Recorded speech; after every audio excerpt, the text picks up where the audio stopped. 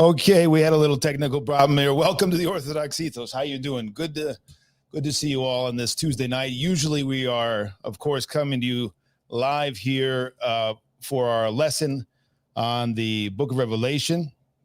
But tonight we have a little different program for you, and I have to confess, it's not something that I am thrilled talking about. That's why I haven't talked about it for a long time. 2.5 years, really have not addressed it. But as you'll see in a bit, we decided to go ahead and address it because there is just a tremendous amount of confusion and misinformation online. So stick with this. We're going to be looking at our ecclesiastical situation, looking at church documents. Some of it's going to be very interesting just because it's something that has never been absent from church life and is good for us to learn how to deal with it. We'll be right back for more on that.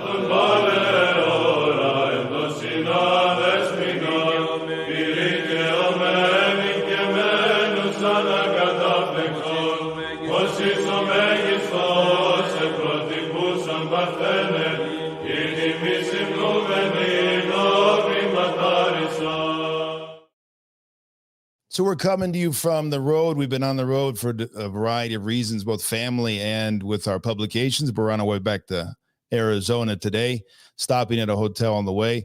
And we're going to be delivering this tonight for the sake of the faithful who, as I said in the announcement, who are interested in knowing because there's so much misinformation, so much confusion. People hear this or that or this comment, and they usually don't have any information that they're going on, or very little, or an announcement here without the context and all the rest. So we thought it would be best to present to the Orthodox faithful who are interested. You don't have to be interested. It's up to you, of course. We're happy if you just come to the catechetical lectures and enjoy the patristic feast that we all try to present, and we also sit at the feet of the fathers and try to present them. But if for whatever reason you're here because you're tired of half-truths, misinformation, confusion, and you want to know, well, what's going on, because the people who are opposed to traditional Orthodox patristic teaching and the things that we're presenting with regard to usually ecumenism or the question of the identity and boundaries of the church and the mysteries, or the whole insanity that we lived in and through during COVID and how the church responded to that, or a number of things that have to do with living a traditional Orthodox Christian life today in this insane and crazy world that's on the verge of World War III, literally. And the prophecies are about to be fulfilled, as we see. But it is important that you all can see the documents for yourself, judge for yourself with regard to our ecclesiastical situation. For those of you who have no idea what I'm talking about, stay tuned and you'll learn if you're interested. For those who are coming because, well, they were told, Father Peter is to be avoided, or Father Peter is not an Orthodox priest, or whatever, and they're saying, is this actually true? And for all those who are unfortunately involved in the misinformation, I think they should pay attention for the sake of truth, for the sake of the unity of church, for the sake of us as brethren in Christ, not doing the work of the enemy, right? And not saying untruths. So in a moment, we'll open up our PDF. We'll present all the documents. We'll go through the timeline going back basically until the 2020, when this whole saga began. So we're 4 years into this, what seems like an endless saga of ecclesiastical confusion and administrative confusion.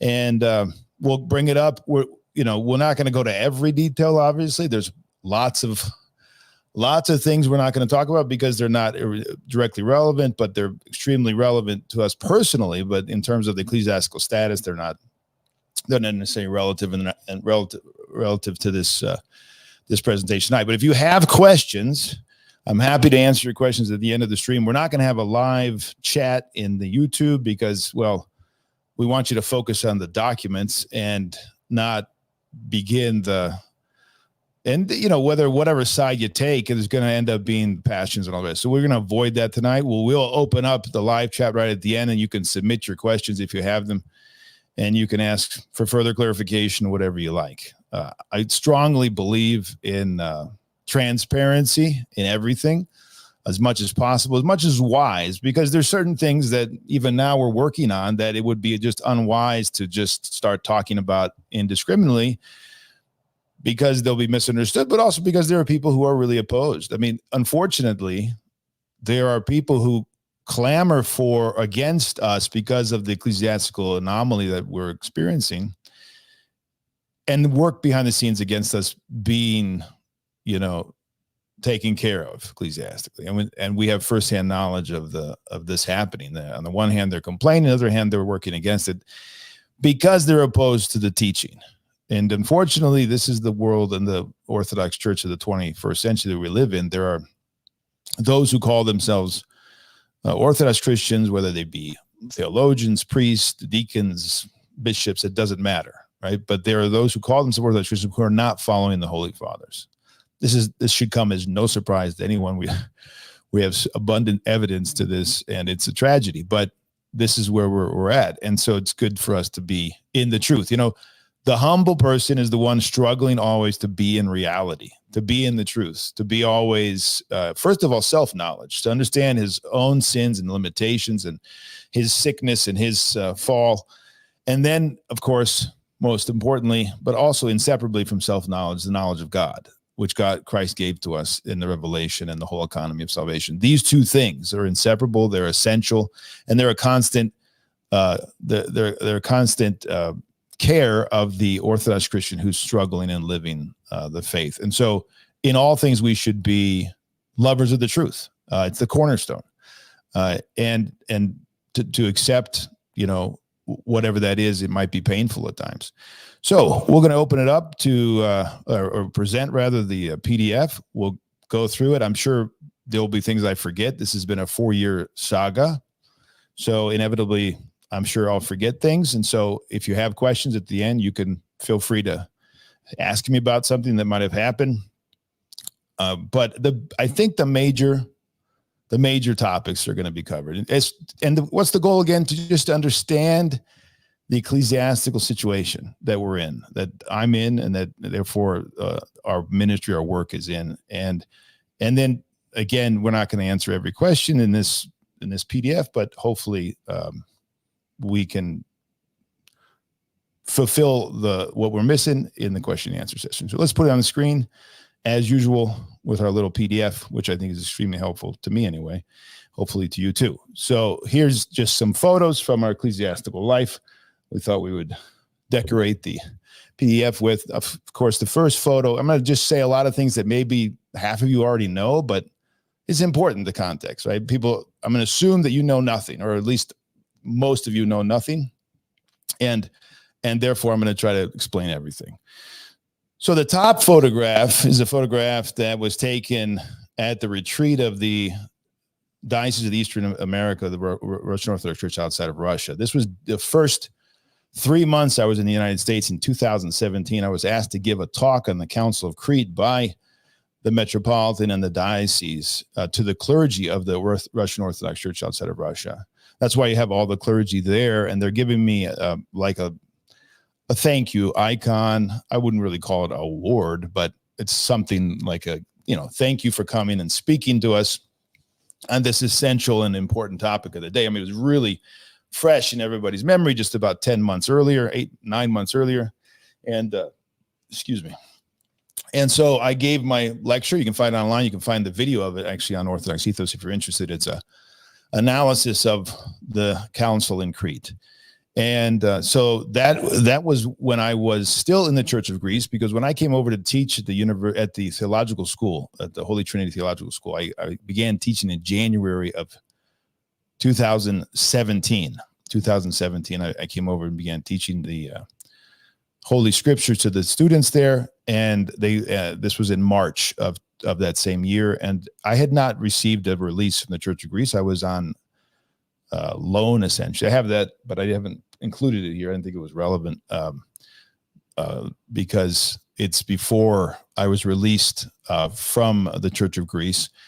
But that's the status I had from 2017 until May, or actually September of 2018, when I left the seminary to accept a position in Florence, Arizona, at the school that had just been started, Three Hierarchs Academy, to be the headmaster and to teach, of course, catechism to the students. And we moved down to Arizona. And I should say I did not leave the seminary because of any problems at the seminary. I loved and still do love everyone there, and extremely grateful to my year and a half there. And Bishop Luke, to this day, is one of the dearest people in the world to me, and so is all the fathers there, and they support our work to this day and all our publications, and they sell all of our books in the hundreds of copies probably every year. So we're very good and very good terms. But I left because it was the fulfillment of basically a prophecy of Elder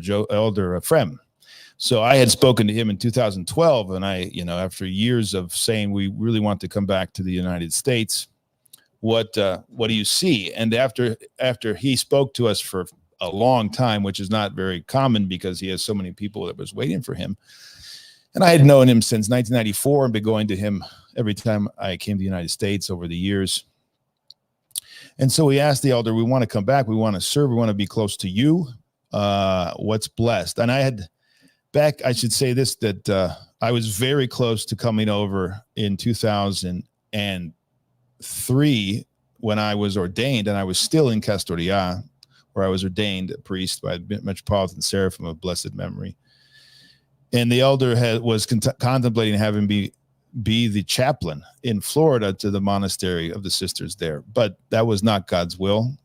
And it was very clear after a number of years that was not God's will. And the elder saw everything, and he said, no, this is not for you. And so I would come and visit, and we were looking at different missions and how we would come over. And at one point I had gotten a letter from Metropolitan Hilarion. I think it was in 2015, maybe. I don't remember now. I still have the letter, but he was blessing me to come over and do missionary work in the Amish country, because I was very interested in the Amish. Just saw something there that I thought was amazing in this day and age in North America.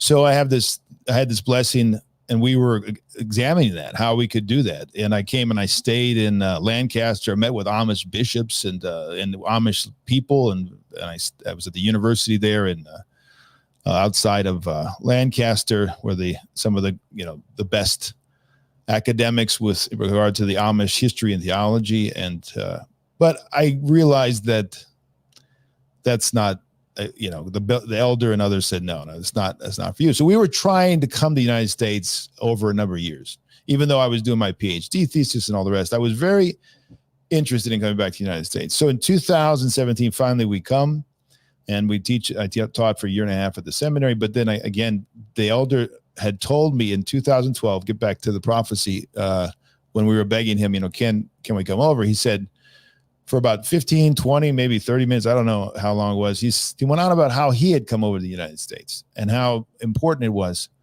how beautiful it was, the people, how they received him. And he went on with all these stories, and I was just kind of like, this isn't really an answer. I'm not really sure what to make of this. So I think it was my wife who said, yeah, but is it possible for us to come near you and be here next to the monastery? And he said, oh yeah, we have houses here. You can come and stay in one of the houses. And, we expect you. We look forward to having you. And we thought, okay, there's no real clarity, but it seemed like he was saying that we expect you. It'll be in a matter of time. So when they called us down in 2018 to come and start the school, we thought we've got to do this. And the elder, of course, was still in this world, and it was a great joy. And so we came down, and we were working at the school, but we had to leave the Church of Greece because I was no longer just teaching. I was no longer just on leave, as it were, academic leave to teach. I had now a pastoral role, and we were starting a mission, and we were going to have services, of course, divine liturgy for the kids.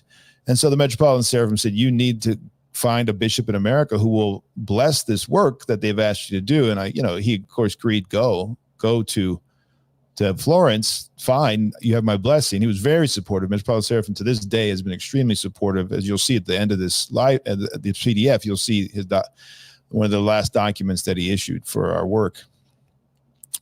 But he said, you got to have a bishop in the United States. So immediately I started the process of looking for, of course, immediately in the summertime, and I was talking to the most obvious choice for me, because my father was an Antiochian priest. He was an Anglican convert.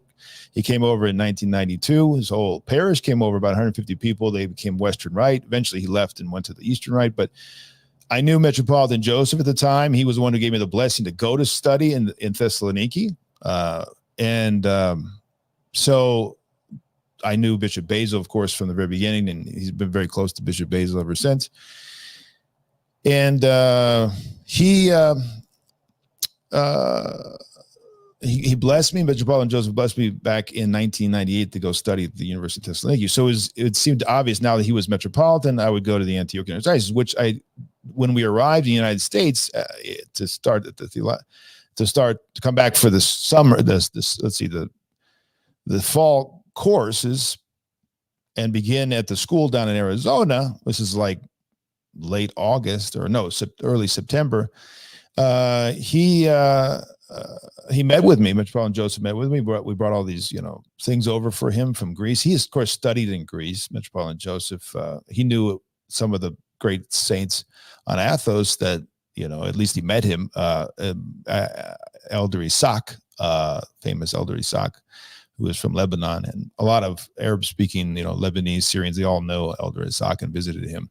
But he was in Thessaloniki. He spoke a little Greek, and so it seemed like it would make a good match. And we said, Metropolitan Joseph, this is what we got. We got this request to go down there, start a mission and a school.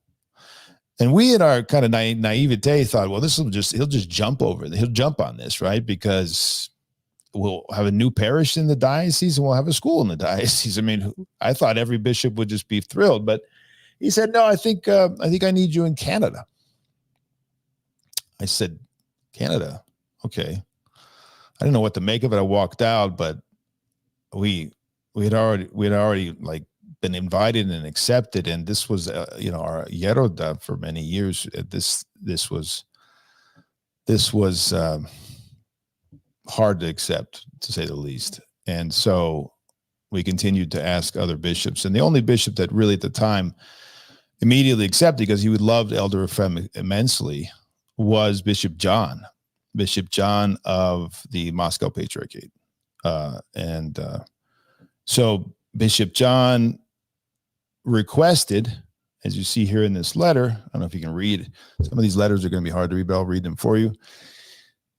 He requested from Metropolitan Seraphim to take me. And so this letter reads, in response to your number 046-269-218 letter. So this is the 26th of September.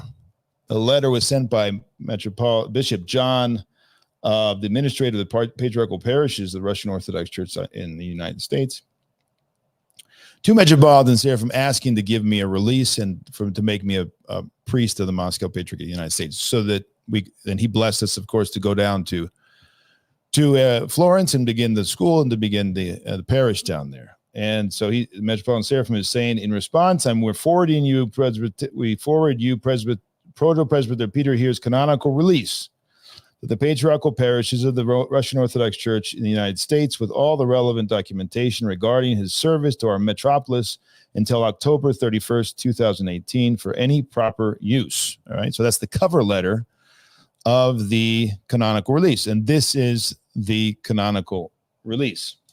The canonical release reads, canonical release letter, Metropolitan Perios of Seraphim. He, of course, has a Greek and an English version. This is the English version.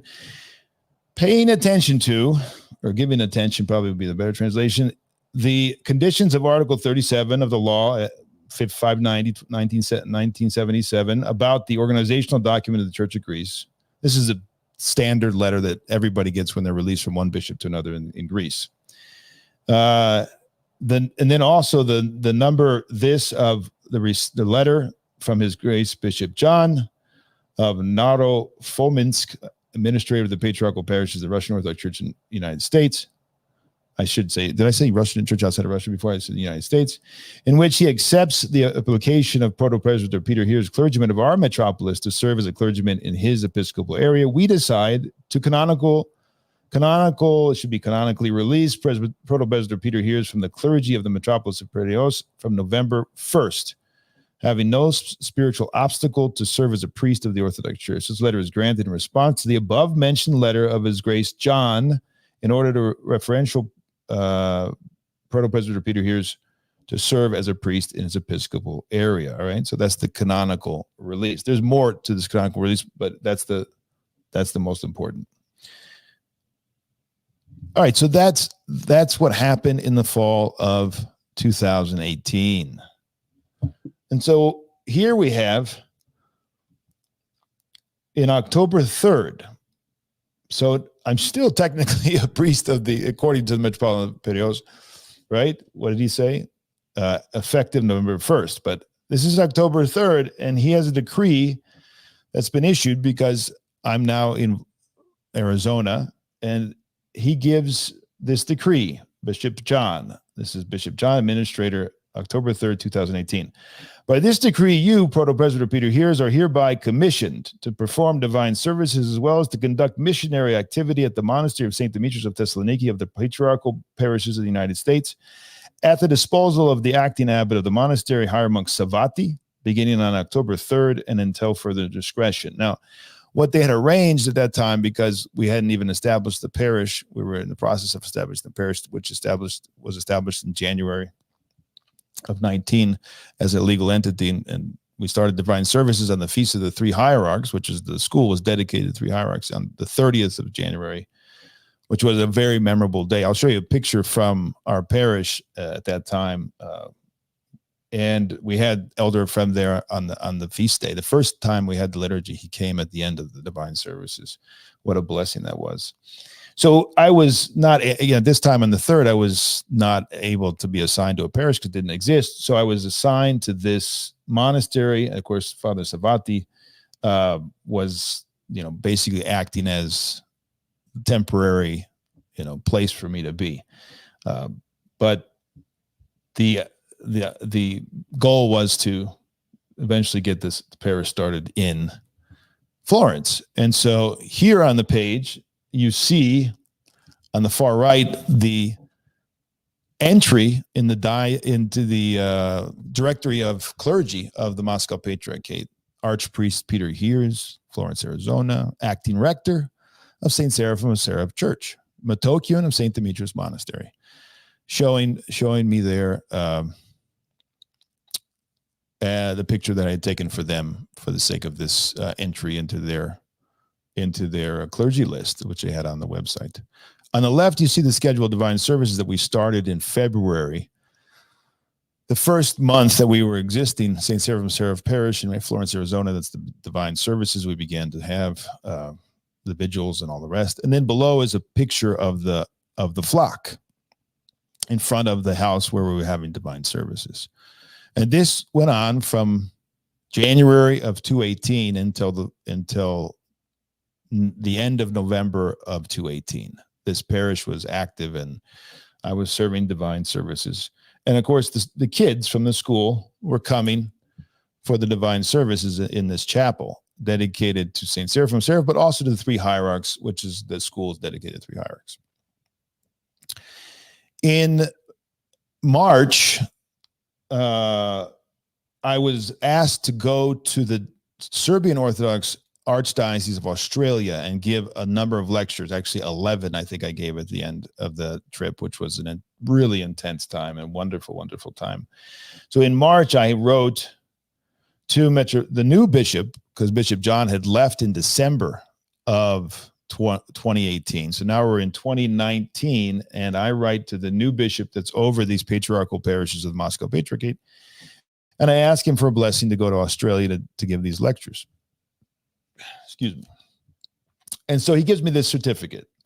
This letter certifies that the priest Peter Alban Heers, the cleric of the patriarchal parishes in the United States, has a blessing for a trip to Australia organized by the Metropolitanate, is that how you say that? Of Serbian Orthodox Church in Australia and New Zealand from March 22nd to April 1st. He is neither a subject to ecclesiastical court nor under suspension, nor is prohibited from his priestly duties. That's, I think, pretty standard, release or blessing to go and, have a, be on leave from your duties. So Bishop Matthew, the new bishop, clearly recognized that I was a priest of his diocese, and he blessed me to go to Australia. This is important, as you'll see, because later on, unfortunately, Bishop Matthew and those in the Moscow Patriarchate denied I was ever in the Moscow Patriarchate. I'm not sure why they did that. They had their own administrative reasons for doing that. We'll see, and I think I understand a little bit, but they told the Russian Orthodox Church outside of Russia that unfortunately we can't give a release because he was never in our diocese. But we have two documents here, actually several, with the canonical release that shows that I was in the diocese of the patriarchal parishes under the Moscow Patriarchate. So it's kind of important, this document right here. This is just another page showing, I'm sorry, I'm looking at the wrong screen. So this is the same document, but I want to show you pictures from my time in Australia. On the top right, you see me with Bishop George, the present Metropolitan of the Diocese of the Russian Orthodox Church outside of Russia, Metropolitan Hilarion of blessed memory in the middle, Bishop Silouan of the Serbian Church, who had invited me to speak throughout Serbia, throughout Australia for the Serbian parishes, and then our good friend Nicholas there, who also was instrumental in me going. And on the left up there, you see me speaking to the clergy of the Australian diocese at a gathering. Metropolitan Hilarion had asked me to speak to them, and I was speaking to them about the pan-heresy of ecumenism. And then the left on the bottom, this is one of the talks I had given to the clergy of the Serbian Church in Australia, Bishop Silouan. Now, we're jumping a bit to the 2020. So I need to go back and say, well, what happened between March 2019 and June 16th, 2020? That's a lot of things under the water there, but I don't have a lot of documentation for that. So what happened was that in the fall of 2018 or 2019, I don't have any firsthand knowledge, but this is what I was told. Several different things were happening unrelated to one another, but ended up by God's inscrutable providence to mean that we ended up back in Greece in November of 2019. The main ecclesiastical reason seems to be that the Moscow Patriarchate under Bishop John began opening up parishes in the United States. I mean, our parish, but there were also other parishes. There was one in Idaho and other places. And the Moscow Patriarchate had made a decision, a promise to the Orthodox Church in America in 1970, of course, when they gave autocephaly, that they would not open up parishes in the United States. And I guess they had promised the same thing to the Russian Church outside of Russia. So unbeknownst to me, who was naive, I guess, in thinking that what's the problem? I was told actually by someone that this is possible. Later on I was told this is possible because the parishes that we've had parishes closed down. And so we're not opening up new parishes, we're opening up old parishes that had closed down. And so that's why this chapel that we had started in Florence was called St. Seraphim of Seraph, because there was a previous parish that had closed down. And so in their reasoning, whoever was making this decision, I don't know if it was Bishop John or not, I'm assuming so, they weren't opening up new parishes, they were reopening up old parishes. Well, the OCA apparently didn't like that, neither did the Russian Church outside of Russia. They didn't want the Moscow Patriarchate having new parishes in the United States. And I think that after 9 months of us operating, and not just us, but other places as well, I think there were 3 altogether, there was a lot of pressure put on and letters written, I think. I don't have any firsthand knowledge of this, but this is what I came to learn later, to close the parish down. And so Bishop Matthew, I met finally after 9 months, I finally met him in September at the Antiochian Village, where there was a priest conference of the patriarchal parishes. And basically it was never told to me why, but he gladly accepted my petition to be able to go back to Greece. Now, at the time, the reason we were going back to Greece was totally unrelated. It was about the health of Presbytera. She went back to Greece, stayed there. I returned in the fall, and we were hoping that she would be fine, but it ended up that she was not. It took a lot longer. But along with this pressure to close, there was also this. So the parish was closed. I was back in Greece with Presbytera, and now we were wondering what is God's providence here? What are we going to do?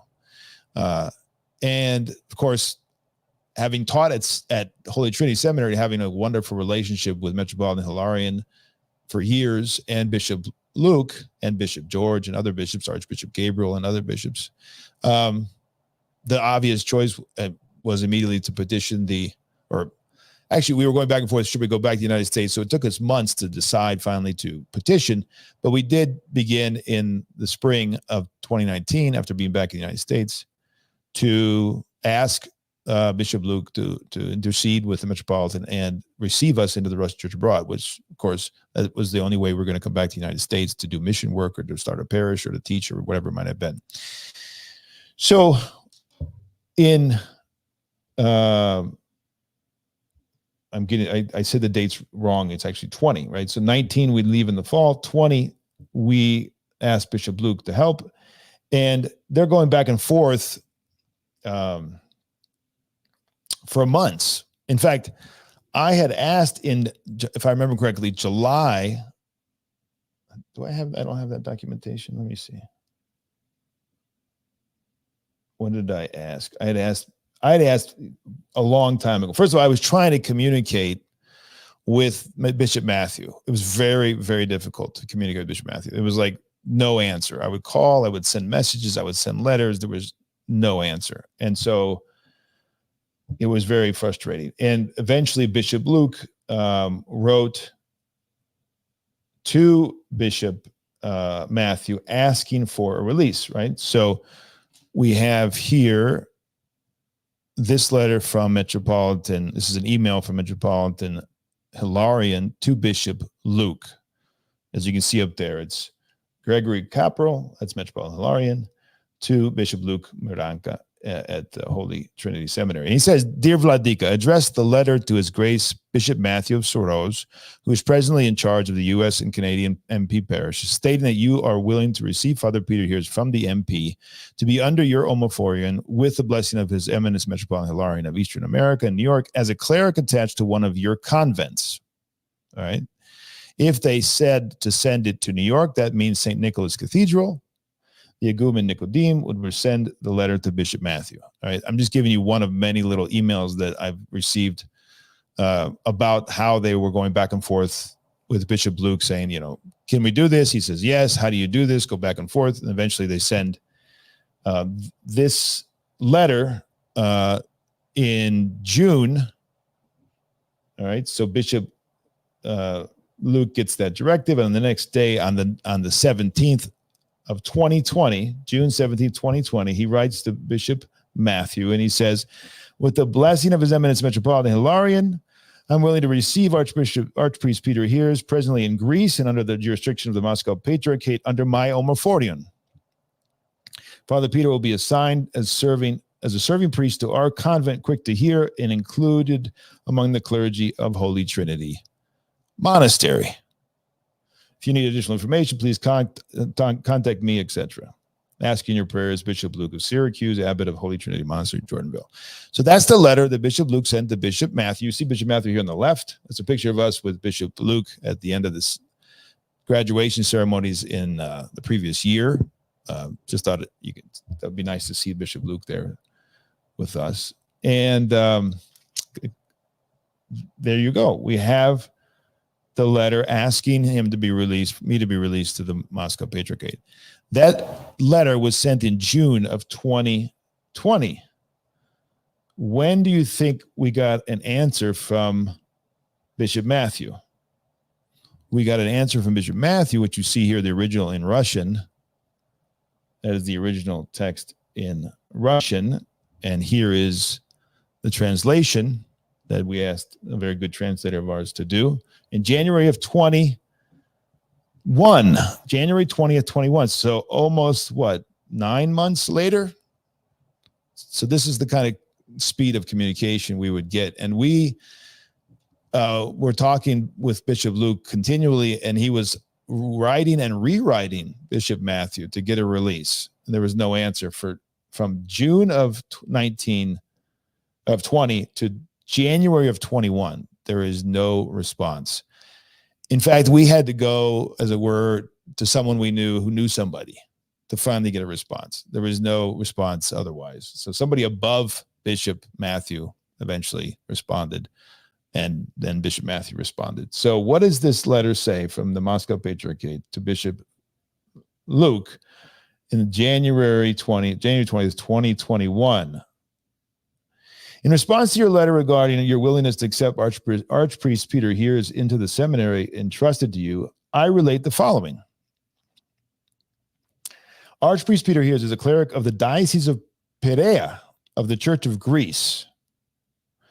In the summer of 2018, he petitioned Bishop John of Narofominsk, administrator of the Moscow Patriarchate in the United States, to be transferred to the clergy of the patriarchal parishes of the Moscow Patriarchate in the United States. In response to Bishop John's request for the canonical status of and a character reference for Archpriest Peter, without waiting for the canonical inquiry, Metropolitan Seraphim, the ruling bishop of the Diocese of Perea, sent his personal record and a certificate of release to the office of the patriarchal parish of the United States in October of 2018.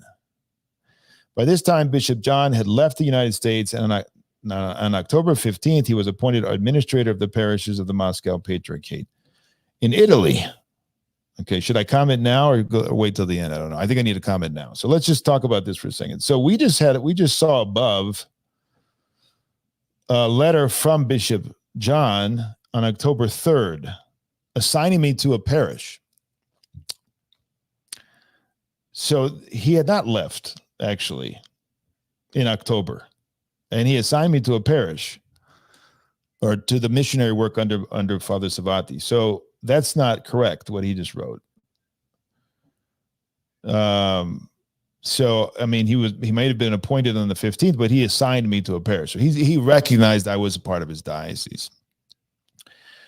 And, of course, Metropolitan Seraphim is responding, he says in his letter, to Bishop John's request that I be released. There's no mention here of any. And Metropolitan Seraphim is adamant that he never received any of what Bishop Matthew is saying, some kind of character reference, and for the canonical status. I mean, canonical status is not in question. He was asking for me to be released. So not really sure what this is all about. I don't even know if Bishop Matthew knows what it's all about, but maybe he does, but it doesn't seem to square up from the documents we have, and we never heard anything like this until this letter in 2021. He goes on, consequently, due to this misunderstanding, Metropolitan Seraphim says there's never been any misunderstanding. I was released to the Moscow Patriarchate. I was appointed to a parish. I was blessed by this bishop who's saying that I was never received. I was blessed by this Bishop Matthew to go and do lectures in Australia. So I don't understand how Bishop Matthew's saying I was never received when he was sending me and blessing me to speak as a priest of his diocese. Consequently, due to this misunderstanding, the personal record of Archpriest Peter Heers remained in the office of the patriarchal parishes in the United States, but his transfer to the jurisdiction of the Russian Orthodox Church was not canonically formalized and did not receive the blessing of His Holiness Kirill, Most Holy Patriarch of Moscow and all Russia, who is the ruling bishop of the patriarchal parishes of the Moscow Patriarchate in the United States. Okay, that may be, I'm sure that's true. I have no doubt Bishop Matthew's not saying something was wrong. It may be true. The problem is that that's an internal problem in the Moscow Patriarchate. That's not a problem of Metropolitan Seraphim, who sent the release. And they didn't seem to have a problem with it in the fall and spring of 2018 and 2019 when they were assigning me to missionary work putting me on the list of clergy and sending me with a blessing to Australia. They didn't seem to think that I had never been formally received. They didn't seem to even think that there was not a blessing from the Patriarch Kirill. So this is a problem between bishops in the Moscow Patriarchate, which can be solved very easily. It's called, let's normalize it and let's get the paperwork and then we can give a release. But he chooses not to do that for whatever reason. One can only speculate. And then he goes on, he says, unfortunately, Metropolitan Seraphim, whom we asked to annul the certificate of release of Archbishop Peter Heers, declined to do so, declaring that he intended no further involvement in the subsequent fate of his cleric. Well, we see the letter as well. I'm not sure if we included that letter or not. I don't think we did, but it's a very short letter, and it says, Father Peter's been released. I don't know why you send this paperwork back to me. He's been gone for years. I mean, I had been released 3 years earlier by Metropolitan Seraphim when this letter is written here. And certainly at least about 2 years, I don't remember the date on Metropolitan Seraphim's response, but it had been about 2 years since I had already, served, et cetera, et cetera. So Metropolitan Seraphim, of course, is going to say, what are you talking about? This is all done. I gave you the paperwork. I responded to your request. This is an internal problem of the Moscow Patriarchate. It's very logical for him to say that. In view of this, with the approval of the hierarchy of our church, I inform your grace that I can send you the personal record of Archpriest Peter if you confirm your willingness to receive him as a retired clergyman of the Church of Greece. So Bishop Matthew, I'm assuming, had talked to the Patriarch Kirill, and they had said, well, if the Royal Court wants to receive him, tell them to receive him as a clergyman of the Church of Greece. And does that ever happen? I mean, I don't know what to say about that. It's just baffling. That's just an anti-canonical and uncanonical thing for somebody to do. On the other hand, the paperwork's all there, and so Bishop Luke said this is a non-problem, right? Nobody's doubting his canonical status, but people are, in terms of like he's a priest and he's in the Orthodox Church, and but it's just a internal problem of the Moscow Patriarchate. They don't want to deal with it. So what are we going to do? So he goes on and says, allow me to congratulate you on the feast, etc. So that's the end of the letter. So Bishop Luke consults Metropolitan Hilarion, and he responds in the following way. This is the Russian text of Bishop Luke, and this is the English translation. And Bishop Luke responds to His Grace Bishop Matthew, Bishop of Saros. This is in January, almost immediately, right? That previous letter was written on January 20th.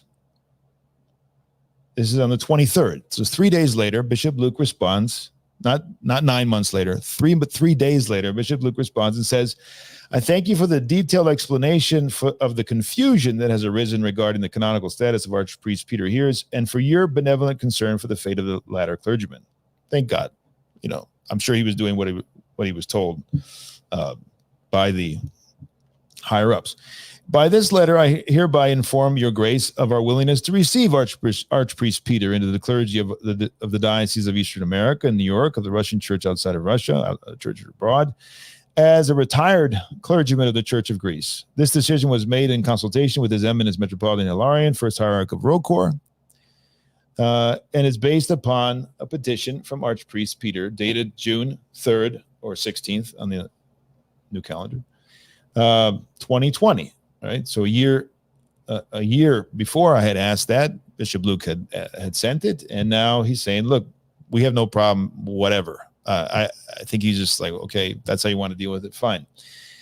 I gratefully accept your offer to place at our disposal the personal record of the clergyman in question, and that was in the patriarchal parishes. That the Church of Greece, which I'm not sure happens, I'm not really sure what happens in other local churches. I only know the Church of Greece. The Church of Greece has every single thing that ever is related to you, like payment stubs or whatever it is, right? They have it all collected, and you have a file basically that follows you if you go from one diocese to another.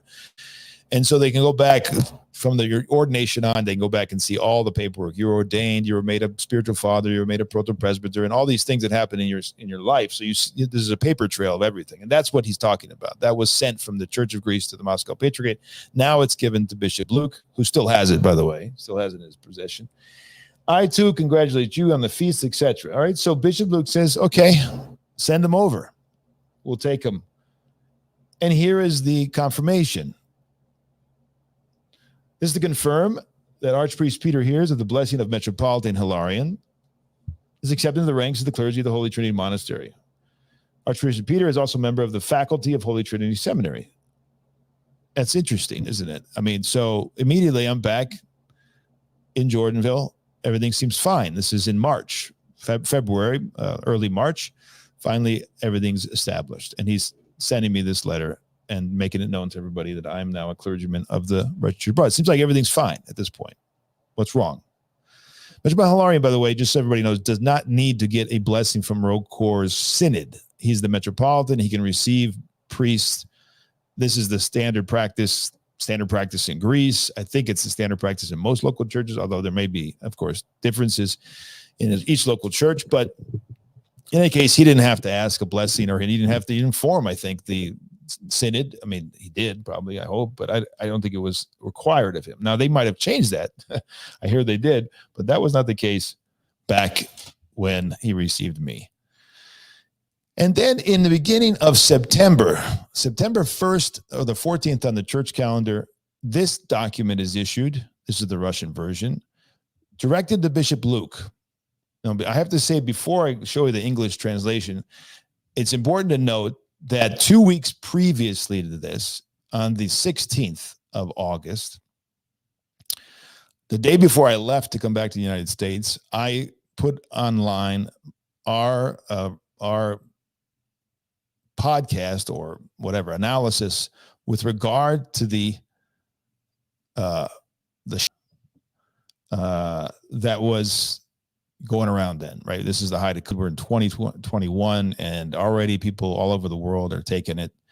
And so I issued on YouTube that video, went viral, got about 130,000 views before they finally took it down. And so that's 2 weeks before this document. And that video is referenced in this document as one of the things that the Holy Synod is concerned about. There's other things, but this is specifically referenced. I can speculate on other things to a certain degree. It doesn't really get specific, but I can speculate if you want. So this document now on the essentially the first on the civil calendar of the Church, Russian Orthodox Church abroad, this is the Holy Synod, including, I think, Metropolitan Hilarion.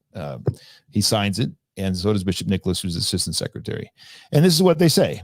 And this is really an amazing document for me, because it's really surprising. And I'm not sure I'm supposed to have seen this document, frankly, but it was shared with me and a long time ago, and it's important, right? It's an important document to shows why my acceptance was questioned. Actually, it's interesting because it doesn't seem that they have the knowledge that I've already been received. Not really sure what to make of that, but the document actually doesn't appear that they were in full knowledge that I was received and I was assigned as a clergyman in Jordanville already. To Bishop Luke of Syracuse, Synod of Bishops of the Russian Church Church abroad. At a session of the Synod of Bishops of the Russian Church abroad that was held on Tuesday, September 1st, 14th, 2021, the following was discussed concerning the current canonical status of Archpriest Peter Heers. To what jurisdiction does he belong, and does he intend to transfer to the Russian Church abroad? So they're clearly not informed. I don't understand. Metropolitan Hilarion's right there. Metropolitan Hilarion had told Bishop Luke to write the letter. Certainly he's aware that I was received. He told Bishop Luke to go ahead and do all the paperwork. He blessed it. He's there, and the letter's signed by him. So it's a mystery to me. I have no idea what's going on at this point. How can this letter be sent? And Metropolitan Hilarion of blessed memory either was perhaps unaware of what the document said. I'm not sure. He was sick at this point. He does repose right after Pascha the following year, and he was in and out of the hospital. And then they write in italics in Russian, the archpastors note that he is known for extreme statements on social media that are reminiscent of the worldview of former Archimandrite Panteleimon, of the ill-fated abbot of the Holy Transfiguration Monastery in Boston, and other schismatics. The bishops are troubled by his statements, not only regarding vaccination, but also regarding a number of other issues, including ecclesiological matters. So I can only speculate what those other things are, but they do say, and specifically cite vaccination. The fact, I remember when Bishop Luke told me about this letter and read it to me, I was shocked. I was really shocked that they likened me to Archimandrite Panteleimon of Boston, because only a very superficial knowledge and reading of our work could do that. I mean, we have been consistent for years with regard to the extremes, the super correct mentality, the uncanonical actions. I could go on. We've done this again and again. We just issued something a few days ago again that became very well known with regard to our thoughts on the ecclesiology of the zealots on the right. And specifically, I've talked repeatedly over the years about the super correct mentality being super destructive in the church. So I don't know what to say, except they have a very superficial reading, and they haven't looked at the issues to liken me to the Archimandrite Panteleimon. Besides the fact that I was in Greece for 20 years, and I was around the disciples of St. Paisios, translating the life of St. Paisios, the disciples of Elder Ephraim, soon to be glorified. I'm sure it's, within whenever God blesses, but it's a matter of time.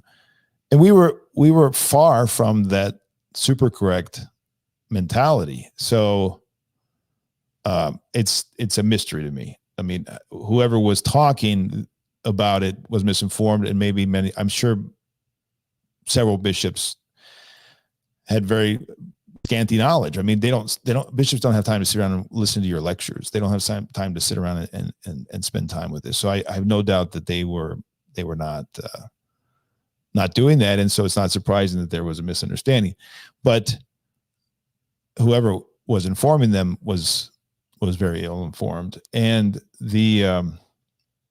but it goes along with this idea that to what jurisdiction does he belong? Does he intend to transfer? I'd already transferred. How did that happen? So I guess the degree of information the synod had with regard to my canonical status goes along with the degree of information they had with regard to me being like Elder Panteleimon. So bizarre for me. So resolved to ask his Grace Bishop Luke, Bishop of Syracuse, to defer the canonical reception of Archpriest Peter Heers.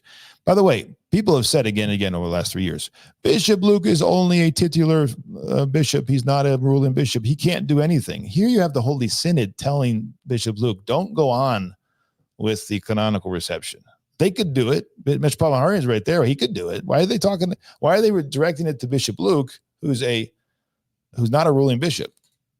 Why didn't they just say, we declare that he's not received, or he shouldn't be received? Or Metropolitan Harian's right there. Why didn't you say, I don't know. I do not understand. It's very strange. Should the Russian Church abroad receive a petition for canonical reception from the clergyman in question, that it be discussed and examined at the level of the Synod of Bishops. So that was issued in September of 21, and I'm informed by Bishop Luke at the end of the month, and Bishop Luke says, "Look, I'll respond to them, and I'll tell them you've been misinformed. He's already been received."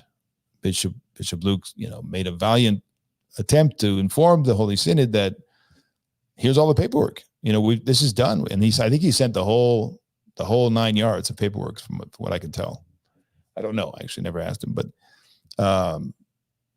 and I don't think it looked. Does not look good for Metropolitan Hilarion. The Synod is basically ignoring his actions as the Metropolitan. I don't think that that was not the best thing for Metropolitan Laurian, and they responded in December, and that's the document you see here in front of you. This is December 27th of November, 10th of December in 21. They met, they discussed it, I'm assuming, and they wrote Bishop Luke, having considered the pious intention of the first hierarch of the Russian church outside of Russia, His Eminence Metropolitan Hilarion of Eastern America in New York, as well as the vicar of the Eastern American Diocese of His Grace Bishop Luke of Syracuse, to respond favorably to the request of Archpriest Peter Heers to be received into the canonical restrictions of the Russian Church abroad, Russian Orthodox Church outside of Russia.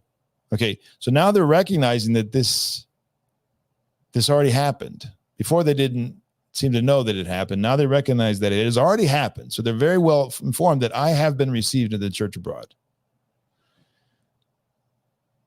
The Holy Synod of Bishops fully examined the matter at its meeting of the 25th of November, 8th of December, and hereby confirms that, notwithstanding the good intentions of all sides, Archpriest Peter Heers cannot be present at present be received by the Russian Church outside of Russia, as there has been no reception of a canonical release by the hierarchy of his precedent canonical obedience. There's been no reception of a canonical release by the hierarchy of his precedent canonical obedience. So it's a little bit hard to understand if they mean there's two possibilities they could mean here. I'm not really sure which one they mean. That the Moscow Patriarchate claims that they don't have a canonical release, because the way it's worded, as there has been no reception of a canonical release by the hierarchy. So the hierarchy of his precedent canonical obedience, the Moscow Patriarchate, did not receive a canonical release. Well, actually, they did. Metropolitan Seraphim gave them a canonical release. They probably mean that the Moscow Patriarchate did not give a canonical release to ROCOR, but that's not really how it's written. But I'm assuming that's what they mean. But that's all been explained, right?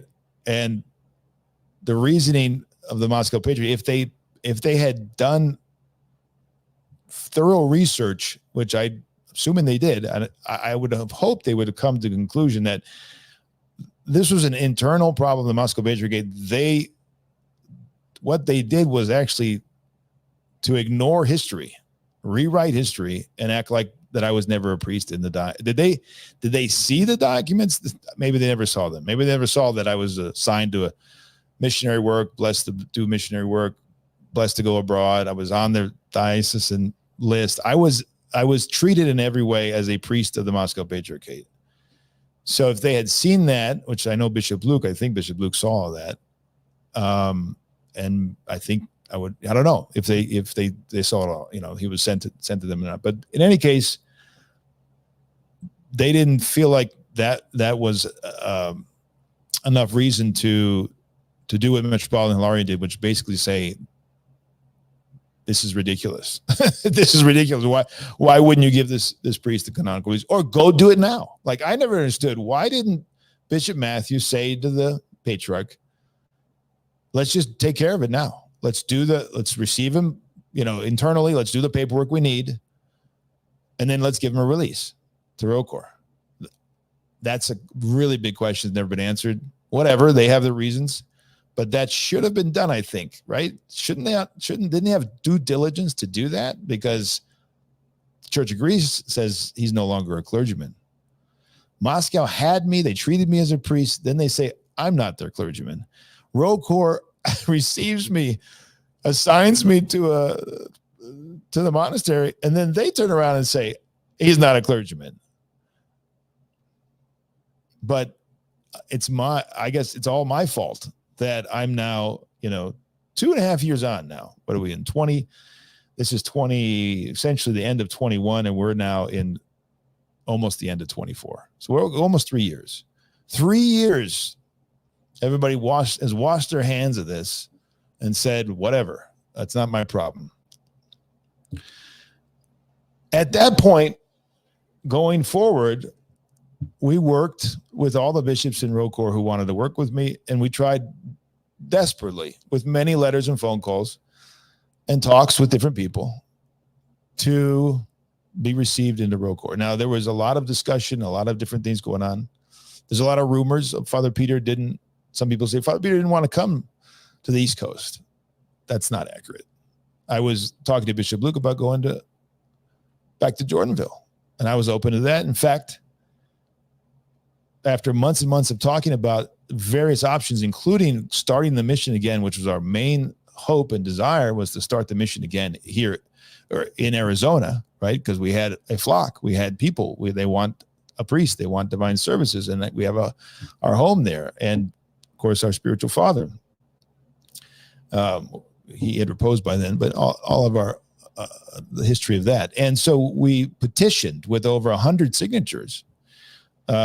Not long after this, about 5 months after this, we got a petition and we sent it to Metropolitan Hilarion and Archbishop Kirill, and asked for, because we knew Archbishop Kirill, for whatever reason, was opposed to the mission. So we asked, at the suggestion of one of the bishops on the synod, that there be a Stavropigio parish, which I didn't even know existed. I was told that this was something they practiced in the Russian Church abroad. I never knew such a thing existed. I said, well, okay, if you think this is a good solution, we did it. That was denied. It was about time of Pascha. We went to meet with Metropolitan Hilarion and Bishop Nicholas around the Pascha of, would have been 22, right? And we were, really hopeful that we could work it out, either to start the mission in Florence. Eventually, when that was shot down, I was told to wait, because right after that, Metropolitan Hilarion reposed. And then we had the conference in Antiochian Village, which was very successful, but also there were a lot of people who at that point took notice and started to speak out against our work. And we became kind of in the crossfire, as it were. And right after the conference, soon after the conference in October of 22, we just had the election now of the new Metropolitan ROCOR. I was told to wait until the new Metropolitan ROCOR was elected, and we were about to petition for me to receive back and to teach at Jordanville. That was one of the things we were going to address, and there was a lot of back and forth, and I was told, because there were people were saying all kinds of half truths at that point, I was told to put a statement out in November 17th, mid-November of 22. And I did that, did obedience to the person who told me that, and it was a bishop in ROCOR, and I did that. And so I published this statement. This is, again, from Pascha to October, we're waiting basically on ROCOR, the election, and then we're going to petition to be received into ROCOR, possibly back in Jordanville. And I issued this statement. Recently, I was blessed to visit Nashville, Tennessee, and I asked Metropolitan Nicholas of New York for a blessing to serve at the ROCOR parish in Lebanon, which he immediately and graciously extended, for I'm a priest in good standing, not under any church discipline. I did this because there was a lot of lies and slander going on, and I wanted to make things clear so people are not scandalized, right? Because people are following our work and they're scandalized about all these half-truths. And so I said, I was just literally just passing through and was blessed to serve. So I'm not some kind of renegade priest. And then I say, for the same reasons I was blessed to serve with His Grace Bishop Luke while visiting Holy Trinity Monastery in Jordanville for the Feast of Holy Protection. And for the same reason I was blessed by Bishop Longin to serve at the St. Sava's Monastery in Chicago a few weeks earlier, and at the St. Petka Parish in Nashville early this year. So literally in the fall, I was traveling quite a bit to go to the conference in in Pennsylvania, and I was asked to serve and was serving in different parishes. In 2021, I was received into Roll Corps by Metropolitan Hilarion of New York of blessed memory and assigned to the clergy of Holy Trinity Monastery, being a lecturer at Holy Trinity Seminary in the certificate program. Sometime later, due to an irregularity with regard to my release and reception, the Holy Synod suggested I find a way to re-regularize my position. That particular line was told to me to say. Okay, I didn't think this up. I wasn't trying to like be coy. I was just doing obedience. And the idea here was because I didn't want, you don't go around telling all the back end. You can't explain to everybody what's going on in the back end, right? So you just try to say things succinctly to get it across and to speak the truth, but succinctly. So I had been told that my situation I was not in Roll Corps, but I needed to re-regularize things. We were trying to do that over a long period of time. As is clear from the above and below, I've been blessed by several hierarchs to counsel, celebrate, and serve while this process takes place. So people need to realize that I had no release from anyone except from the Church of Greece and the Moscow Patriarchate. That, on the face of it, is just totally unbelievable and uncanonical. Like, a priest can't leave anywhere without a release. So the release is the job of the bishops, not the priest. Right? He can't create a release. They would never bless him to leave without a release. Right? So why was I just put into no man's land?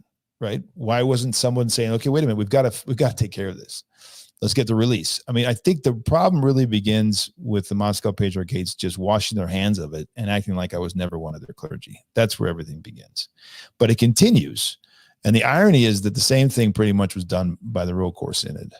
They kind of turned around and said, well, he's never been one of our clergy, which was just not true, right? I've been received.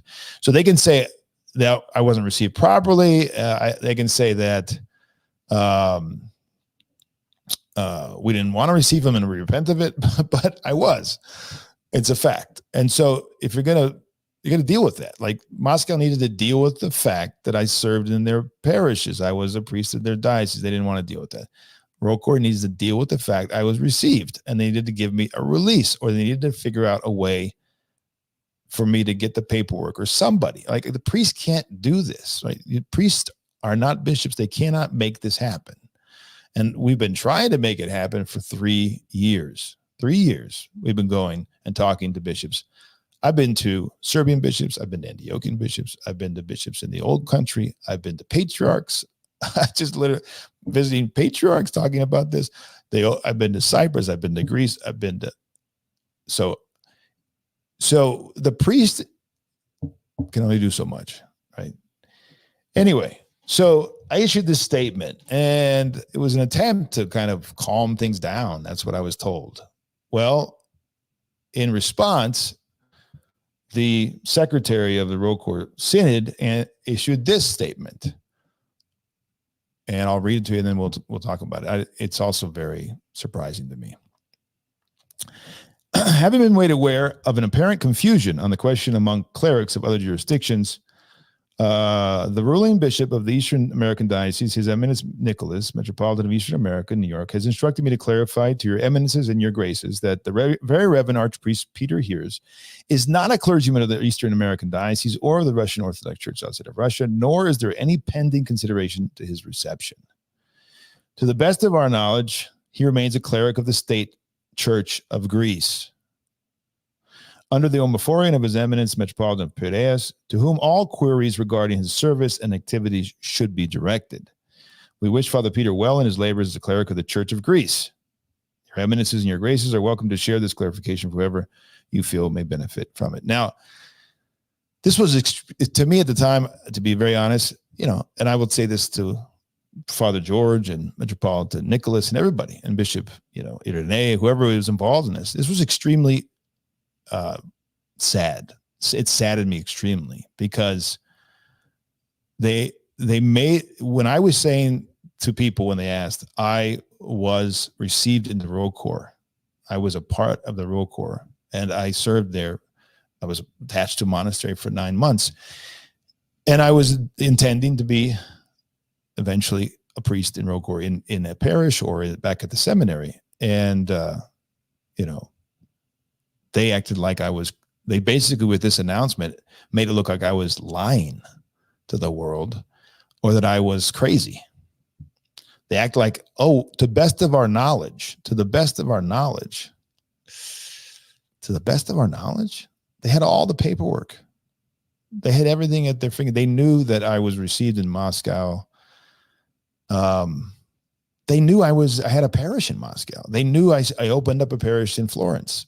They were not happy about it. They wanted it closed, or somebody in Rokor wanted it closed. That's what I was told. But in any case, it was public knowledge that I was received into Moscow, and then I was received into Rokor. And then they say I'm a cleric of the State Church of Greece. On what basis do they say that? On what basis? If they knew the paperwork, they knew my reception into Rokor by the Metropolitan, they should have at least said in this announcement, there's a paperwork problem, but now he's, we hope him well. We hope that he can, I don't know, something. But to act like I was never in Rokor, ever, and they don't even know where I am, that was really sad. And this is kind of the stance of most bishops to this day who are critical or who are, ignoring the situation. And we'll see that in the announcement of the Assembly of Bishops in a minute, that they kind of just look the other way and act like, we don't really know what's going on here and it's none of our business and we don't have to deal with it.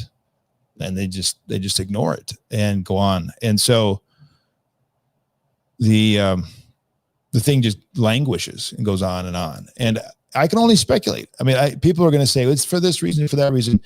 There are probably some bishops who don't like what we teach, and therefore they're happy that this situation exists. I think that's not crazy to say. I don't think most bishops are like that. I don't know. I don't want to even speculate, but they do make it hard for us to understand when there's an administrative problem. If we just say this is an administrative problem, you don't like Father Peter, that's fine. You don't like what he says, that's fine. But that's a different issue, right? We can talk about that. There's all kinds of people who disagree in the Orthodox Church today across the Orthodox world, right? Very different ideas about many issues that are really important to us, like the Ukrainian situation, ecumenism, right? But they're in communion and they're all a part of the Orthodox Church.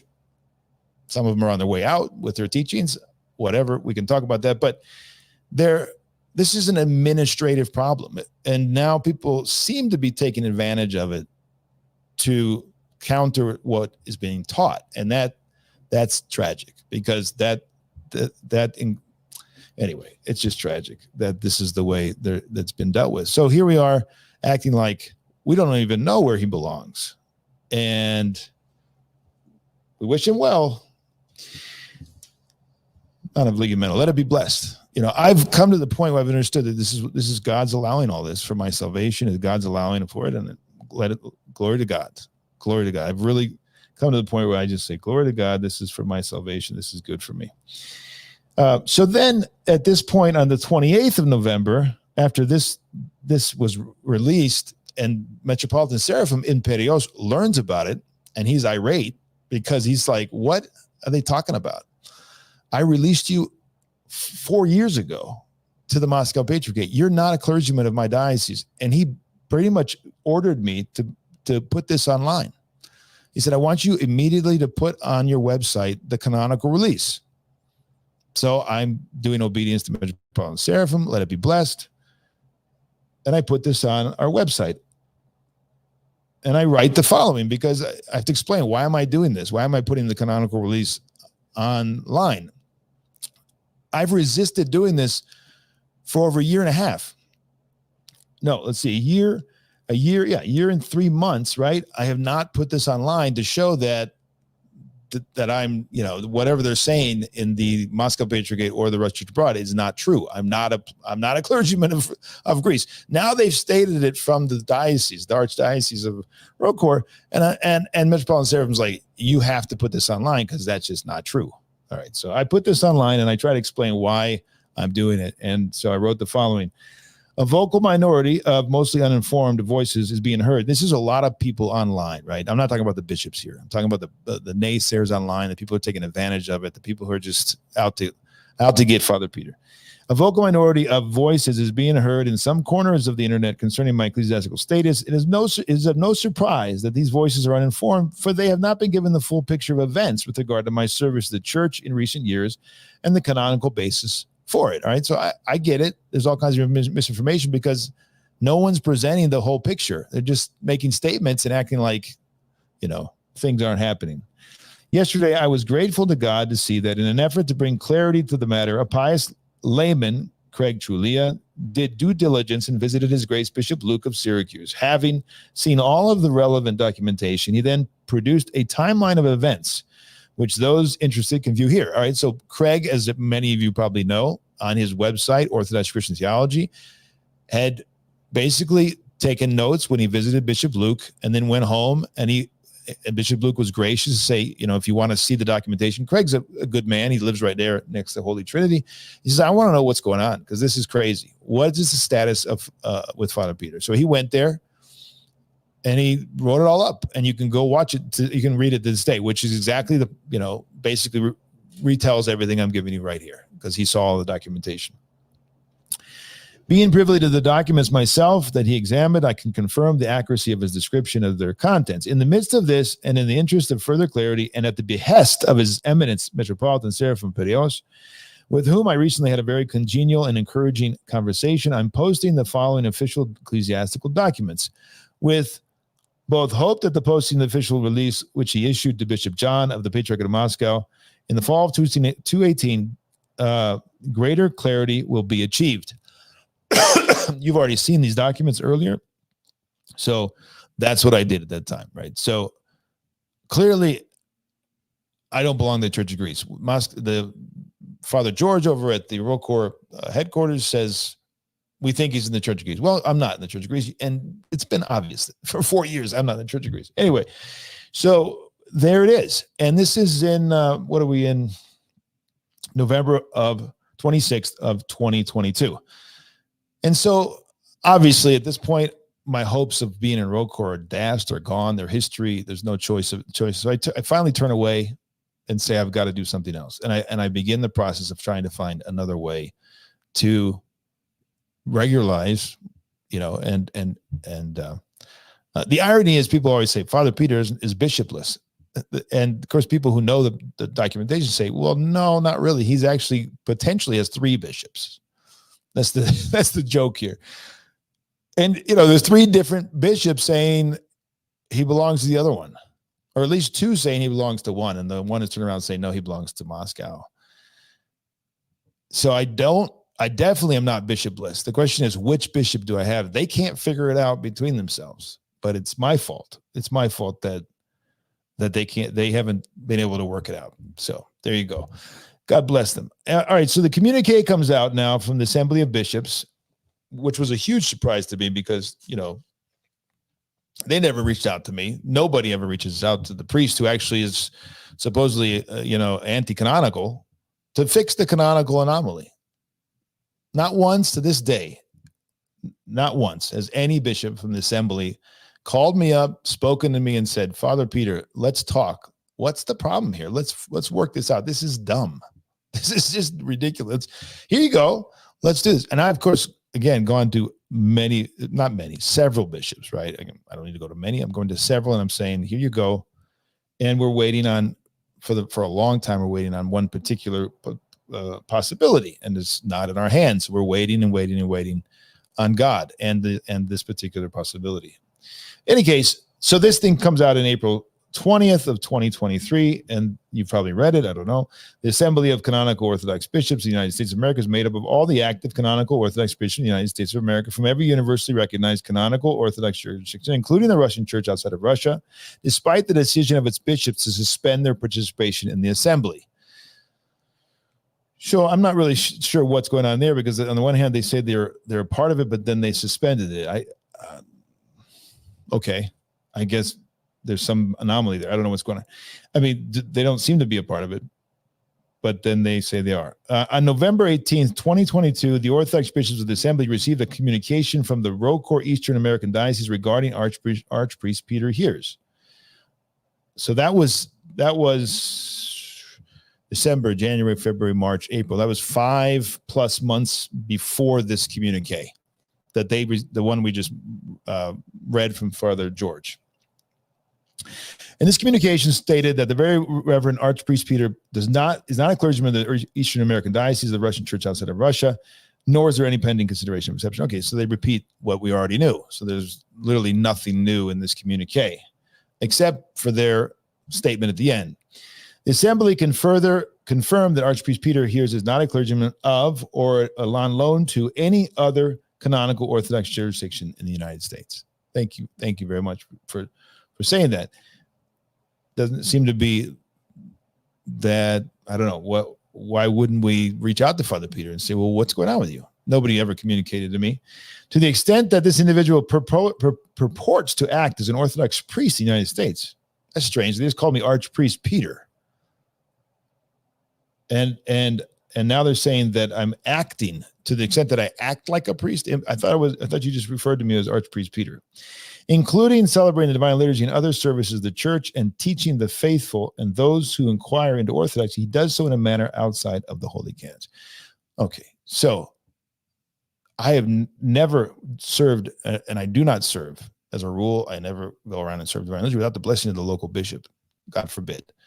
So that's not on the table. So that's not happening. And I intentionally make sure that does not happen because I don't want to be anti-canonical. With regard to the teaching of the faithful, my understanding of the canons, and I don't think there's any canon that addresses this, and that's why there was recently a talk at the Ecumenical Patriarchate about this matter, because they do not have any set rule, and there are no canonical provisions for it. Teaching online, teaching on the internet is a new thing, right? So there are no canons addressing this. I'm sitting in my room right now. I'm sitting in my house. I'm not teaching in your parish. I'm not teaching in your diocese. I'm not teaching your faithful per se. I don't know who's listening to me. Could be all non-Orthodox listening to me for all I know. I'm not intervening in your diocese to teach without a blessing. I'm talking to people in Timbuktu. I'm talking to people in South Africa. I'm talking to people in India. So unless we're going to now state that you can't circulate teachings outside around to the non-Orthodox around the world, you can't teach people. We've had people circulating books beyond their diocese from the earliest times in the church, right? Teachings through various technological means like books have reached the four corners of the earth, and there was never a blessing given in all the dioceses that book reached, right? The bishop can turn around and say, I don't want you selling the book, but it's not anti-canonical or non-canonical for someone to write a book and it be sold throughout the world. Obviously, it's absurd. And obviously, if they're going to come now and say, you can't teach on the internet, and therefore without a blessing of everybody who's listening, all the bishops around the world, it's not going to happen. There are thousands of priests teaching on the internet. There are bishops teaching on the internet. So there's no canonical impediment to my knowledge. I'm happy for the bishops of the assembly to come and tell me, Father Peter, here's the canon you're violating. You don't have a blessing to teach on the internet, according to this. Then I'm happy to entertain that. I don't know of anything. Nobody's ever said to me. In fact, when I have gone to the bishops and I've said, what do you think? Well, of course, I did that when the communique came out. I went to a very venerable bishop, an old friend of mine I've known before I was Orthodox. And he's been very close to my family, and he's a venerable bishop in the United States. And I said, what do you think about this communique? And he said, I don't understand the bishops. And he was very involved in the Assembly of Bishops until recently. I don't understand the bishops. Why didn't they just reach out to you? Why didn't they just say, come here, Father Peter, what are you doing? He said, they could solve the problem. I said, I kind of agree. I don't know why they didn't reach out to me. Nobody reaches out to me. Nobody wants to talk to me about this situation. They just want to accuse me of being anti-canonical. And what's the canon again that I'm violating? So instead of wanting to solve the problem, they're shooting the priest and I responded immediately to this, by the way, and I said, I'm ready. Let's talk. Let's work on this. Let's figure this out. Nobody ever reached out to me from the Canonical Assembly of Bishops. Again, I went again and again and again, try to make this work in ROCOR. I've been doing the same thing in other jurisdictions. I've been talking to, again, patriarchs, archbishops, bishops. And because of the total ecclesiastical anomaly here, and because of the things we're talking about, right, which admittedly are hot potatoes for a lot of people. But the question is not, are they difficult or hot or controversial? Are they orthodox? Now, let's talk about that. Nobody talks about that. Nobody addresses. Father Peter, this is unorthodox. I mean, talking about bishops coming and saying, let's sit down, examine the teaching. Tell me where it's unorthodox. Tell me where you need to change. But that's not even the issue. The issue is an administrative question, right? So two different things are being conflated in so many people's heads. Father Peter is this because he teaches that. No. That's not the problem. The problem is that we have a lack of will and responsibility to deal with a canonical bizarre anomaly that is, there's some motivations that I do not know why. I cannot speculate. And whoever speculates is just speculating. So it's a waste of time as to why. They said in ROCOR is teaching on the being and other ecclesiastical problems. They never came and talked to me as a synod or as a hierarchy where we didn't sit down. I mean, I talked to some bishops about it. We disagree. I wonder if they still have the same position do they have the same position today? Are they paying attention to what's going on? Is Father Peter really that crazy anymore? Let's have a discussion. No, we can't have a discussion. We just need to make this communique and call Father Peter anti-canonical and out to lunch. Okay, but it's not very productive. It doesn't help. I mean, I thought we were pastorally going to solve these problems. No, we're just going to make sure that he's anti-canonical. Is it really about the canonical question, or is it about some people don't like what I'm teaching? Some people in certain positions don't like what I'm teaching. You guys, I'm sure you have your own opinion on that. So I don't know what else we can say about this assembly communique. Oh, I do want to say this, and I won't say his name because I don't have nothing wrong with the man. God bless him. But I learned later, about a year later, I think, that the communique was written by a layman who's known to me, known him for years. And I confronted him. I said, why did you write this communique? The bishops hadn't written this communique. They didn't do the research. They just relied on this particular layman to write it and do the research. And I said, you totally ignored, you never called me when you wrote the communique. You never researched and knew, here's all the stuff you missed, I said to him. Now, to his credit, he said, well, I'll help you write another one. I said, well, okay, the damage is mostly done. I don't think it's gonna change much. I mean, maybe we'll take him up on it, but it was already well done. This is way after the communique had been out for many months. But it's really interesting that they just trusted a layman to go ahead and write that, and then they issued it on the basis of his research. When I got this communique, I called a number of bishops. I know a lot of bishops over the years in many jurisdictions. I called a Serbian bishop. I called a Bulgarian. I talked to somebody in the church in Bulgaria. I talked to different people in different jurisdictions. And what I learned is that this communique was not issued from all the bishops. This communique was issued by 4 or 5 in the committee. And I'm not sure that all of them even read the communique or understood what they were doing, because there were some that were new to the assembly. So when they say that basically it's a statement of all the bishops, that's just not true. That's not a statement of all the bishops. It's a statement of a few bishops in the name of all the bishops. And I know there are a number of bishops, I don't know the exact number, I know at least 3 to 4 who are not happy with the communique. So that's the whole picture. We could even go on and further, but there are things that I don't think I should talk about. So that happened in 23, right? We've had, since then, a conference on the 8th Ecumenical Council in which Metropolitan Seraphim, who you're seeing a letter of recommendation from Metropolitan Seraphim in February, about a month before our conference in March, in which we had about the 8th Ecumenical Council. We had Metropolitan Neophytos speak at that conference and a number of other people. So I had asked Metropolitan Seraphim, could you just write me a letter of recommendation, just a letter of support? Because he's always been extremely supportive. So he wrote this letter. which is a letter of recommendation. It's not an ecclesiastical letter. It doesn't say I belong to their diocese. It's just a letter of recommendation, but it shows you that he thinks, I'm fine. I'm a canonical priest, and he's supporting me. Through this archieratiki gramma, the hierarchical letter, we strongly recommend Reverend Proto-Presbyter Father Peter Heers, Doctor of Orthodox Theology, contemporary confessor of our Holy Orthodox and Catholic Church, and a great opponent of the pan-heresy of ecumenism, who as a clergyman of our holy metropolis of Piraeus served with faithfulness and piety, and he is, for the time being, in the USA. All right, so this is a strong, supportive letter that recognizes me, obviously, as a clergyman. He wouldn't, I don't think, write this if he didn't recognize as a clergyman, and he wouldn't praise me and all the rest as a confessor of the Orthodox faith if he thought I was anti-canonical or I was, I don't know what they say today, schismatic or the rest. So this letter came out, eventually got in the hands of certain people who eventually sent it to people in the Ecumenical Patriarchate.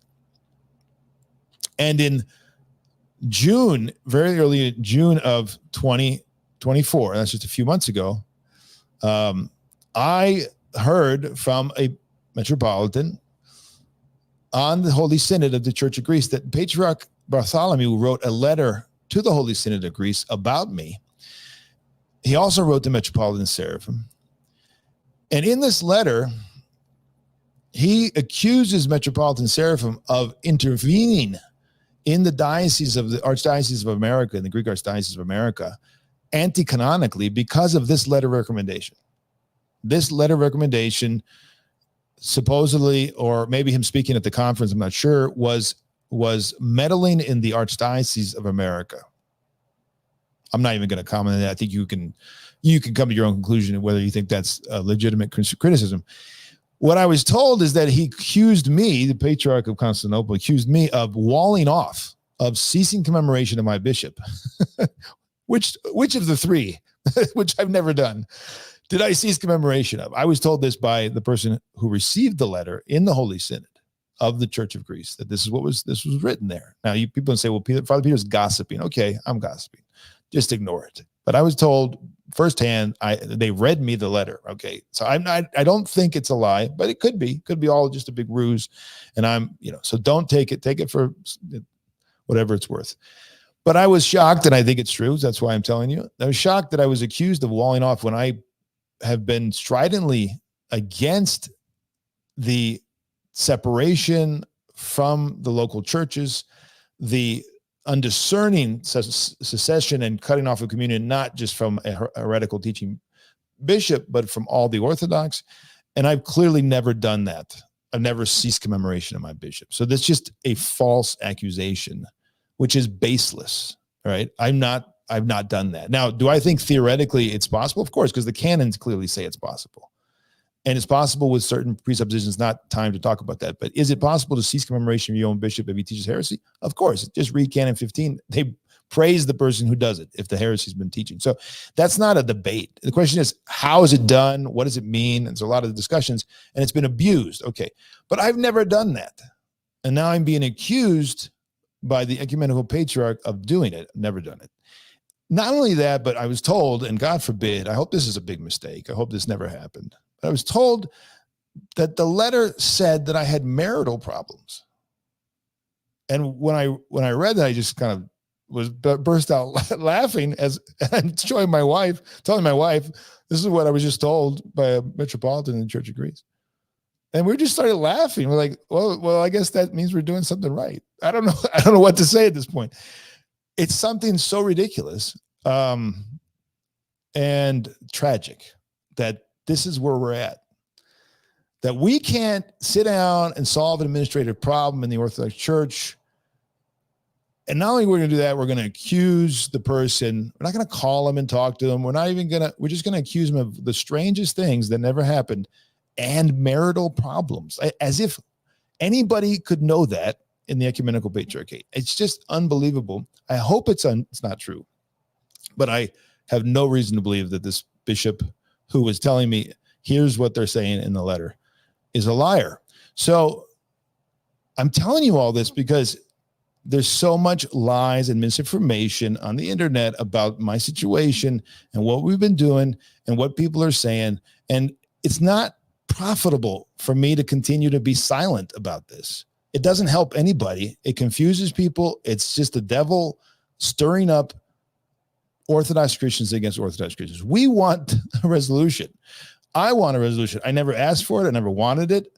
I've been dragged along for months and years without any real attempt at resolution on the part of generally of the hierarchy. I'm not accusing any particular bishop. There's a lot of bishops who've been very supportive, like the bishops in Cyprus that just invited me last month to go and speak. I gave 3 talks in Cyprus. They're very supportive. The bishops in Australia, many bishops in America. There are many wonderful bishops who are supporting us. That's not what we're doing here. We're not accusing or complaining about the episcopacy generally or many bishops, but there are those who are intentionally obfuscating and leading people astray, either through their statements that are not accurate or not complete or misleading or outright wrong. And so does it make sense to continue to act like any of this is true? No, it's not. It's not true. And I'm not going to continue to, go along with it all. It's tragic. So just to finish off the timeline, I think we did that. Let me go back here to this slide, which was just giving you some timeline. So we went through the Assembly of Bishops announcement. We did the whole spring and letter in June. We just got back from, like I said, Cyprus. We went to Bulgaria. We went to Mount Athos. We went to Greece. And it was phenomenal. And I'm very encouraged for the future of the Orthodox Church, because now is the time, as Metropolitan Neophytus of Morphu told me when we had a beautiful lunch together and a long talk, this is the time that the prophecies are going to be fulfilled and the saints are going to shine. And now we're going to go through a very dark time, but it's going to come out and it's going to be light at the end of this tunnel.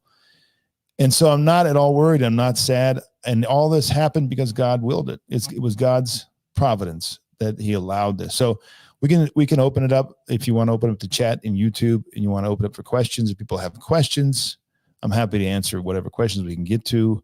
I think we're streaming. By the way, Justin, I don't have Crowdcast open at all. So you're going to have to get those questions and feed them to me, because I don't have it on this computer right now. And wherever else the questions are going to come from. Happy to answer your questions. And if I can further clarify things for you, there's obviously a lot more that we can talk about. I've had endless conversations with bishops over the years, the 3.5 years, supportive bishops in Rokor, supportive bishops in the Serbian church, supportive bishops in the Bulgarian church and in the Greek church and the Cypriot church, and sympathetic people in the ecumenical patriarchate and all over the world. So I think that I tried to present this as in a balanced as way as I could. I'm not angry. I'm not upset at people. God bless them. It's tragic that this kind of thing is happening, but it's not surprising. And I think it just needs to be solved. It's not hard. If we want to solve it, we can solve it like in a minute, literally in a minute. Like Bishop Matthew and the Patriarch of Moscow could have solved it in like a week. They could have just said, oh, let's get that paperwork for him so we can give him a release to Rokor. Rokor could have solved it. I mean, if the Rokor bishops wanted to solve it, many opportunities we tried to solve it. They didn't want to start a mission with 100 people petitioning down here in Florence. That's fine. Let it be blessed. When we finally wanted, we were saying, let's go to Jordanville. That was dashed. Father Peter's not welcome or whatever. Some bishops didn't want me there. Let it be blessed. Whatever. It's God's in control. I'm not worried. I'm not upset. I love all those, even the people that I really was upset about. I mean, there were times when I was one particular bishop I talked to for 3 hours on the phone, and I was very, very upset at that time. I have to admit that it was a sin, but I was upset because it was just not. It was not right what was going on. It was not right. But God bless him, and God bless all of the Rokor bishops. I love Rokor. I still love Rokor. I love the Rokor history, the saints, the witness. And we would be so impoverished without the Russian Church Abroad. We'd be impoverished without the Jordanville. We would be impoverished without Father Seraphim and Metropolitan Anthe and St. Philaret and all these great, amazing figures. And I always wanted, when I said, I'm going to go back to America, I'm going to go to Road Corps. I mean, so to this day, I am very grateful to everything that Road Corps stands for and has given to the church, because it's a tremendous witness. So I hold no grudges whatsoever. It's just tragic and sad that this thing is just, unnecessarily dragged on forever. I'm really hopeful that we're very close to resolution. I'm sure many of you are going to say, well, Father Peter, what are you doing now? Isn't there going to be resolution? There is. And we're very close to it. It's not in my hands. I can't make it happen on my own. It's in the bishop's hands. But we've been working with people we think, I'm not even going to say names. I'm not going to say bishops, because there are people who don't want me to be reconciled. They really, really don't. They say, oh, Father Peter doesn't have a bishop. And they're very happy that I don't have a bishop. I've met them. I've talked to them. I know that they don't want me to be have a ruling bishop in the United States that I'm attached to in a parish. They don't want to see that. So I'm not going to talk about it, because then they're going to undermine it. And they probably already know. Because people just talk. But we're very close to a resolution. But, you can see that 3 different local churches, 3 different group bishops, and there's no resolution. And yet they expect me to resolve it as a priest. It's not doesn't work that way. All right, let's open it up. Oh, first of all, we got a ton of people who are supporting it with their donations and all kinds of stuff. Wow. I don't know what to say. That's amazing. Let's how do I get this on the screen? I got to go way back up to the top of the oh no, do you have them starred? Yeah, you got them starred. All right, let's start with Henry Davis. Thank you very much. Good to have you, Henry. Tatiana, welcome, YouTube member. Nick, God bless you, Nick. Bottom of the rabbit hole, sorry. So many of us love, support, and appreciate you, Father Beer. Thank you for everything you do. Thank you. I think I know who that is, and we love your work very, very much. Randall, gifted 1 Orthodox membership. God bless you, Randall. Father bless, thank you for tonight's live stream. You bet. Thank you for being here. Zero Cool, $5. So cool that you did that. Orthodox Soul. Father Peter, you are a gift. I'm glad to finally understand the broader context situation. I pray that God will resolve this in due time. I do too, and thank you for your prayers. Kyle Bippus, whose name do you kiss on the Antimans? Well, I don't serve, Kyle. You got to have a parish and an Antimans in a parish. I don't have a parish. So I don't serve. When I go to another church and they say, come and serve, like recently on my trip to the old country, I served in a number of places. I'm not going to say where, because they're looking to go and, punish the bishops who blessed me to serve. But I kiss that local bishop's name. But I don't serve in a parish. I don't have a parish. So,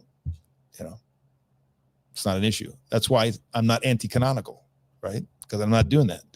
Michael Jaron, thank you very much. God bless you. Okay, before we get to the questions, let me just continue on the new members here. Michael, very good to have you.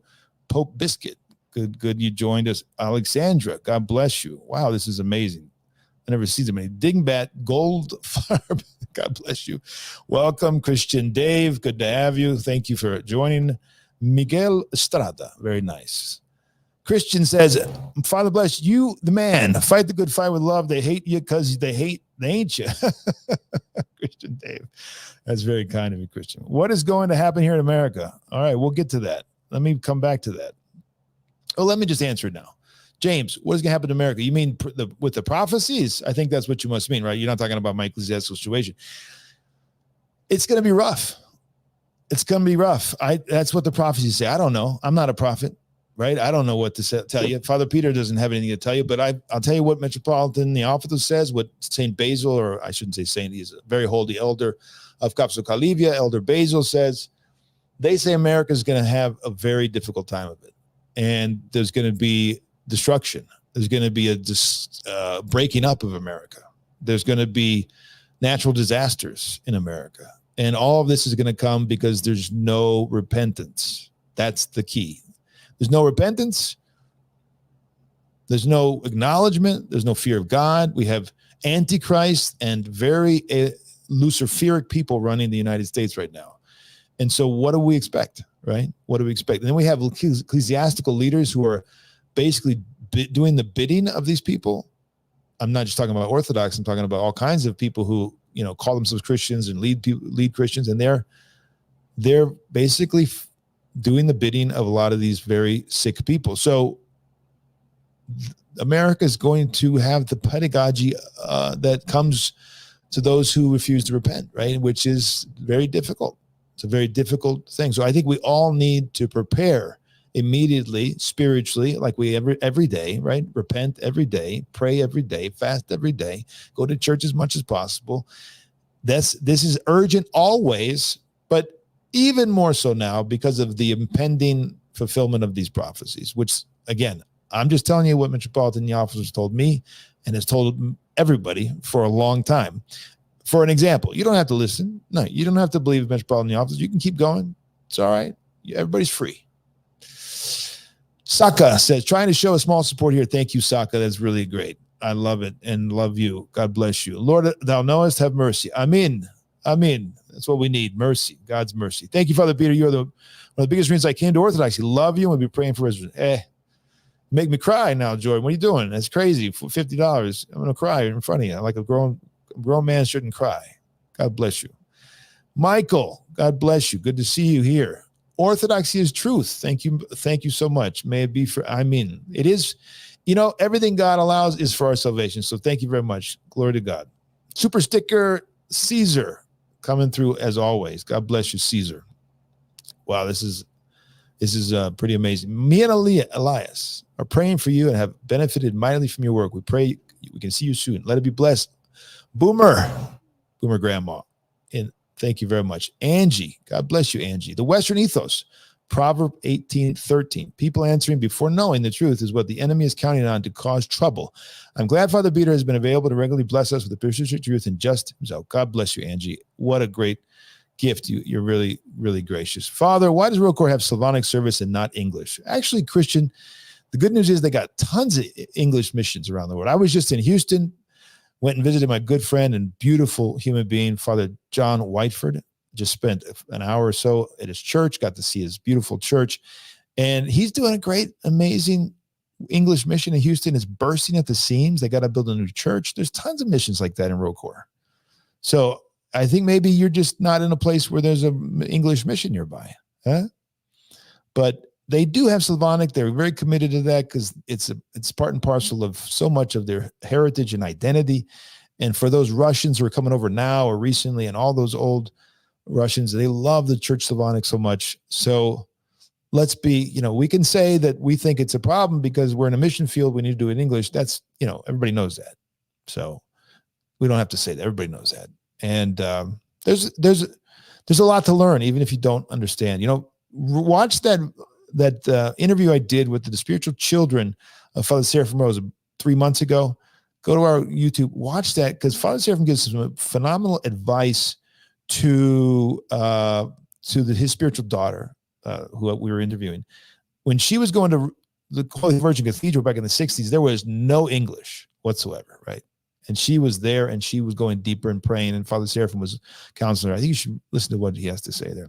Tatiana, Father bless. Thank you for being the example that we all need to see. God bless you, Tatiana, and pray for me. Oh my goodness. Dingbat Goldfarb. That's crazy what you just did. $100. That's amazing. That's beautiful.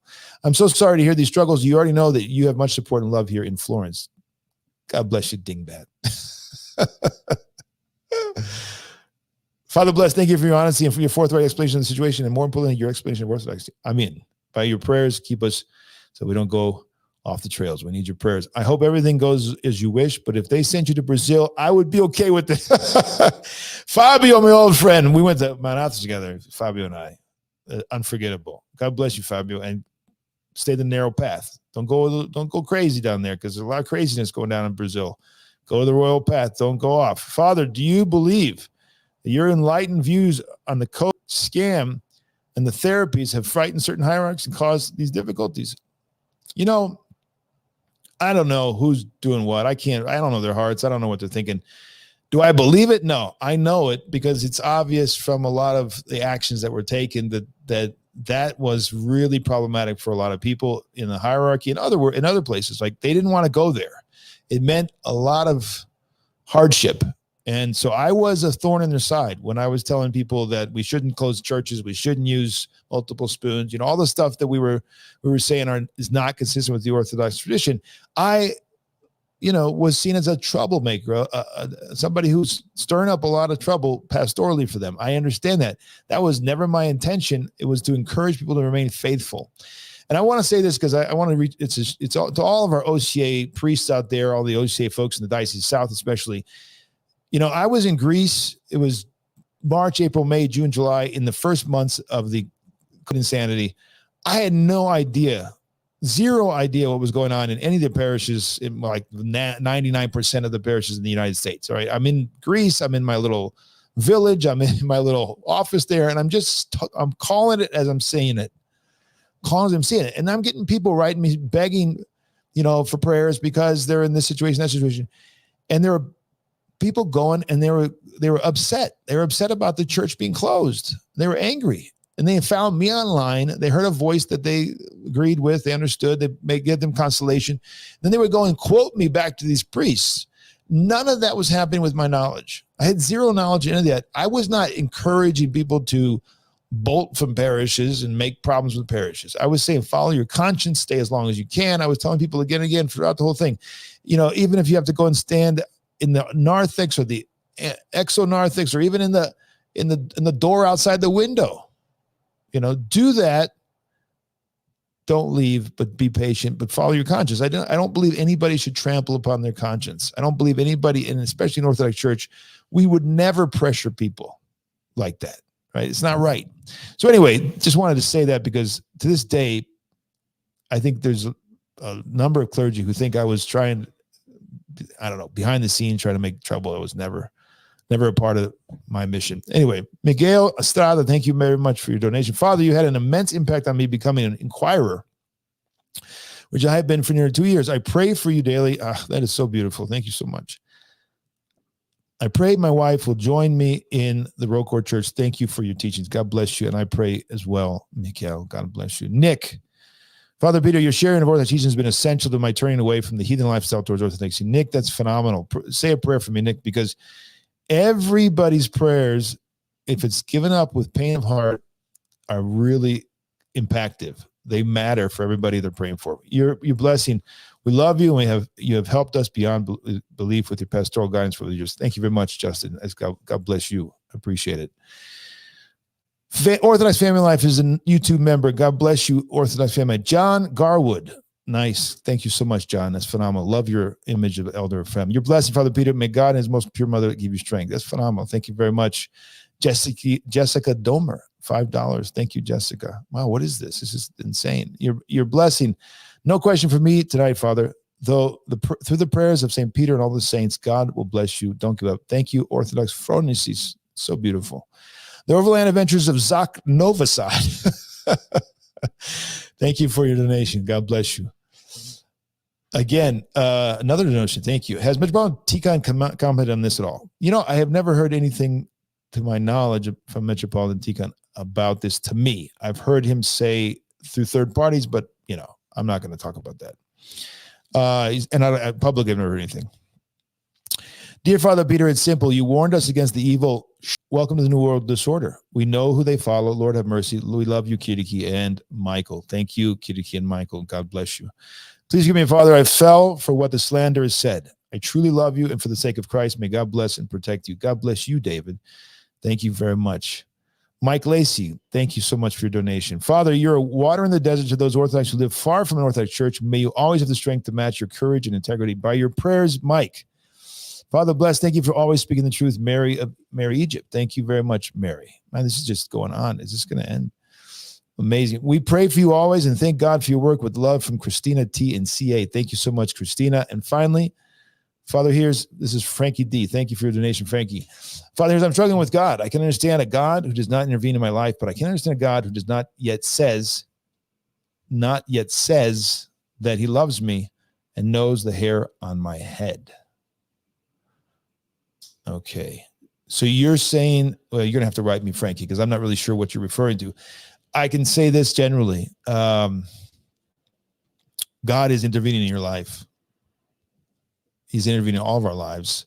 We wouldn't exist without his grace. We would cease to exist immediately without the grace of God. Every breath we take is by his providence and love. Everything that comes to our life, everything is brought because in it, somehow, through it, we're going to be purified. We're going to be trained in the spiritual life. We're going to come closer to God if we pray and encounter it in a prayerful way. Nothing's an accident in life. And yet you've got to enter into the mind and understand why and how things are happening. Do you have a spiritual father? Do you go to confession? Do you have guidance? There's a lot of questions I would love to ask you, Frankie. Write me and I'll see what I can do. A lot of people out there like you, they're struggling. It's okay. We're all struggling. And then Caesar has to end with this, quoting the famous Father Filippi, who promised me by the way, this was at the conference in 21, was it? 22. I can't remember anymore. 22, right? 22. He promised me that he wished this at the conference on me. May they persecute you more. Yeah, well, his prayers obviously are very powerful because it's not stopped. Glory to God. All right, let's go back to the questions now. We've got these questions. Let me see. We got a lot of questions on the side. The red highlighted comment. Okay. Let me make sure I don't want to miss that. There you go. Put it there. I don't know how. Oh, my goodness. Lila. How did I miss that? Where was that? That's amazing. What are you doing? That's crazy. Thank you so much for your support. You intended evil against me, but God intended it for good in order that it may come about as it is today to preserve the lives of many people. Wow. That's beautiful. That's really beautiful. God bless you. God bless you. God bless you. I don't know what to say. That's beautiful. May it be blessed. Now I'm going to try to get to the questions. If I miss any, Justin, shoot it up on the screen for me. If I miss any, if I missed anybody else that was, supporting us, I don't want to do that. So thank you. How did I miss that? That's crazy. Did I miss anybody else? I think I got everybody else. I hope I got everybody else. If I missed somebody, forgive me. How did Elder Ephraim help you in this situation as he was slandered too?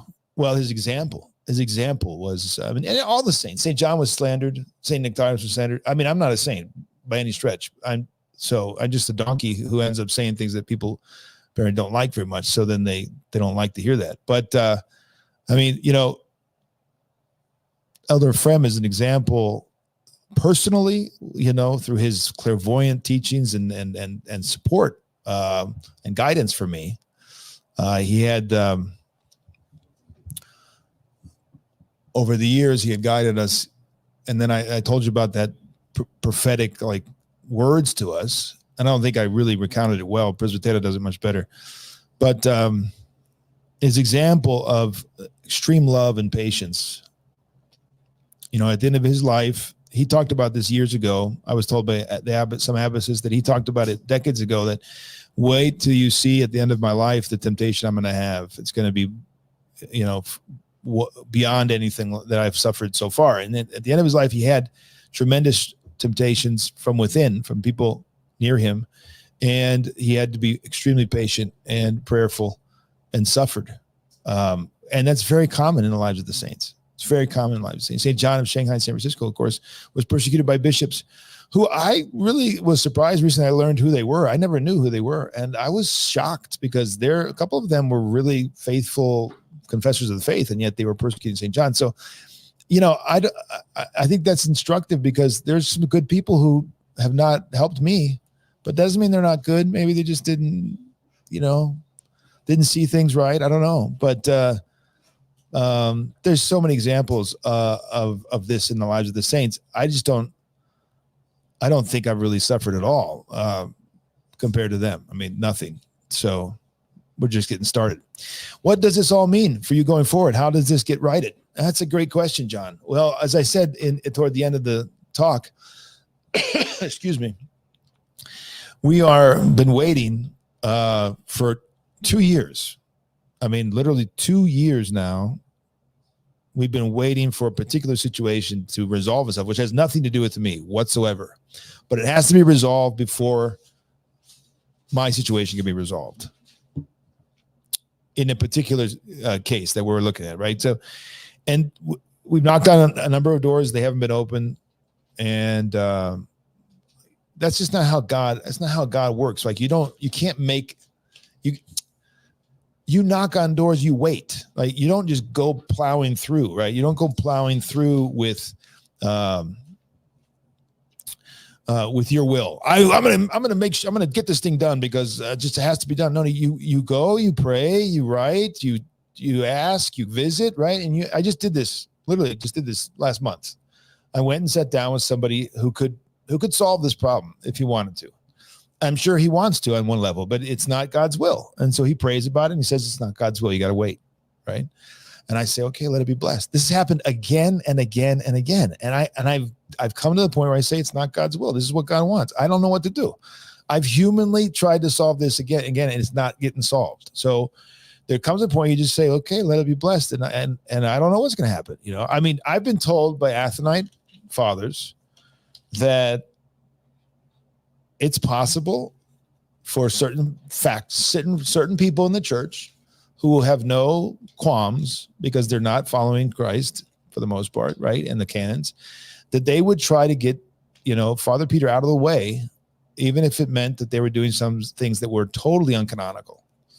I've been told by Athonite fathers, Father Peter, be prepared for this. It's possible that they're going to try to, get you out of the church. I'm assuming they mean defrock me, even though I'm not in their jurisdiction. And I said, well, that's totally uncanonical. You can't do that. And they said, yeah, but if it's politically possible, they'll try to do it. I said, really? And you think the other churches will go along with it? Well, they won't like it, but unless there's a reason for them to do something about it, they're not going to do it. They have other things they're considering. There's other things that they're going to consider before they come to your defense. So I've had that kind of conversation, and it's not pleasant. And I say to myself, well, if God allows that, let it be blessed. I mean, I can't do anything about that. If people want to totally go rogue and just fly in the face of all the canons, not just 90% of them, but like the last 10, which is where we're headed, it seems like sometimes. Okay, let it be blessed. God, it's in God's hands. And you have to believe that. It's been an immense education for me spiritually to go through this for the last 3 years. And again, I don't think it's just like so-and-so did this to me. No, God has allowed this for me. And I don't know why. I didn't want it, and I don't want it. I think it should be resolved because it's painful again and again and again to have to say, I'm not a schismatic. I'm not a defrocked priest. I'm not suspended. I've never been disciplined. I have to say this again and again, like every week. And not me, but my coworkers and my friends have to say this to their friends. It's not pleasant. It's totally, but it's totally, utterly unfounded. Like they're just lying or they're just repeating lies. So I guess to answer your question, what are we doing going forward?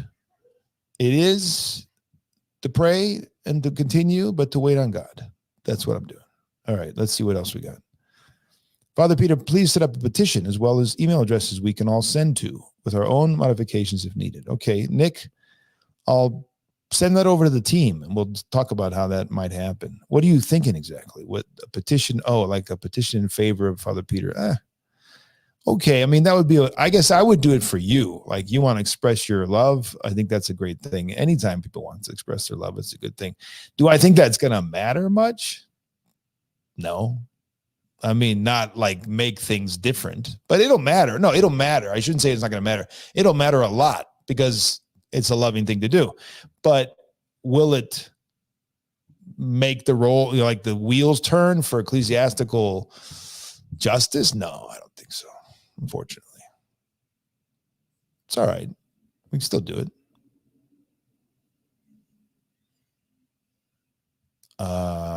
I feel like I'm missing somebody. Let me see here. All right. The next one is this one. So wait a minute. What was the one I just saw and I didn't comment on? Oh, here it is. Anastasia. May the Lord give you strength to endure the cross you are carrying, Father Peter. I mean, he has. I mean, I don't always carry it well, but he does give me the strength. Glory to God. So with these kinds of issues in the church modern day, what you could call persecution inside the church, you could imagine some of these persecutors being bishops or metropolitans. That being said, how can we still be the church established 2,000 years ago in good faith when the lineage of our bishops have persecuted our own church?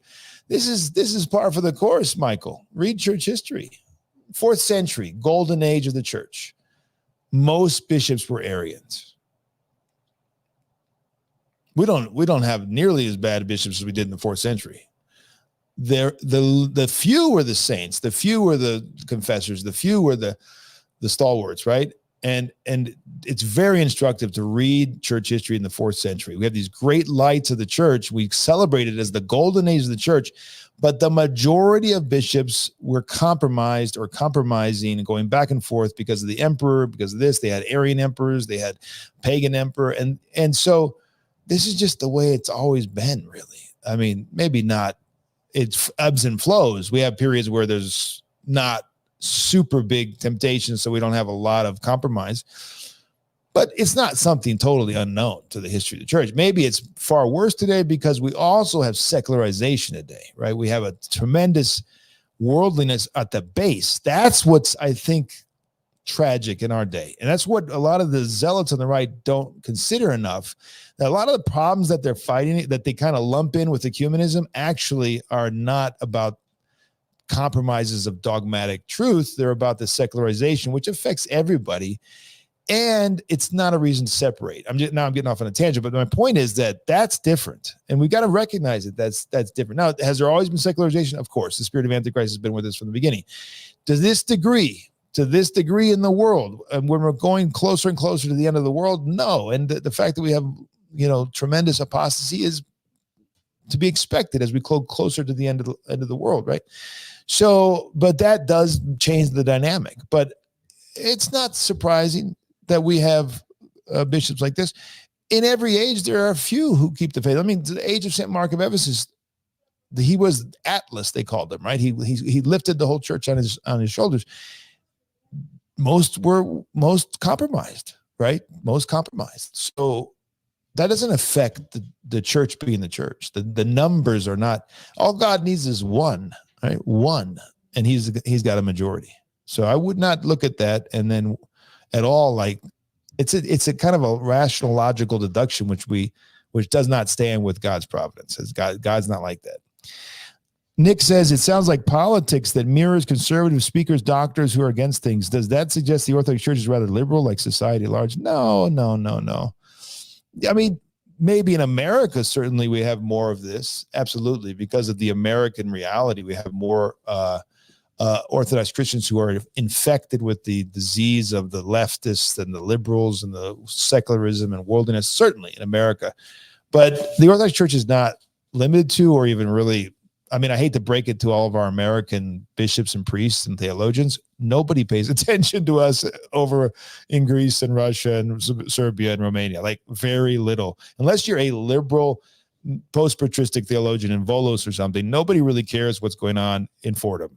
It just doesn't matter to most people outside of the little, areas of academic theology, the little ivory towers. People in Romania, people in Serbia, people in Bulgaria, they don't pay any attention, and they just kind of roll their eyes at some of the stuff that comes out of the quote unquote American church. So keep that in mind. It's why I've never been fazed and thought, oh my gosh, what's happening is terrible. No, I don't really get fazed by it because I've been in the old world for 20 years. I've been all around Greece, Cyprus, Romania, Serbia, and it's a totally different world. And there's so many good spiritual fathers and monasteries. So from Nicolita, Father bless, it just seems close to Florence, Arizona, to ask Metropolitan Gerasimos, whom is over the monastery, St. Anthony's, to ask him for acceptance at any time, or is that an option now? Well, I don't think, judging from the letter that was sent by the ecumenical patriarch, and I'm assuming that some people in the church in America, the archdiocese in America, had something to do with that. I mean, that seems like pretty obvious. I just don't think that that's going to happen at this point, right? There's not a will. There's no will for that that could have been done a long time ago. There's no will. And the Assembly of Bishops is largely run by the Archdiocese of America and the present Archbishop. So I don't think there's any will on their part for any resolution, unfortunately.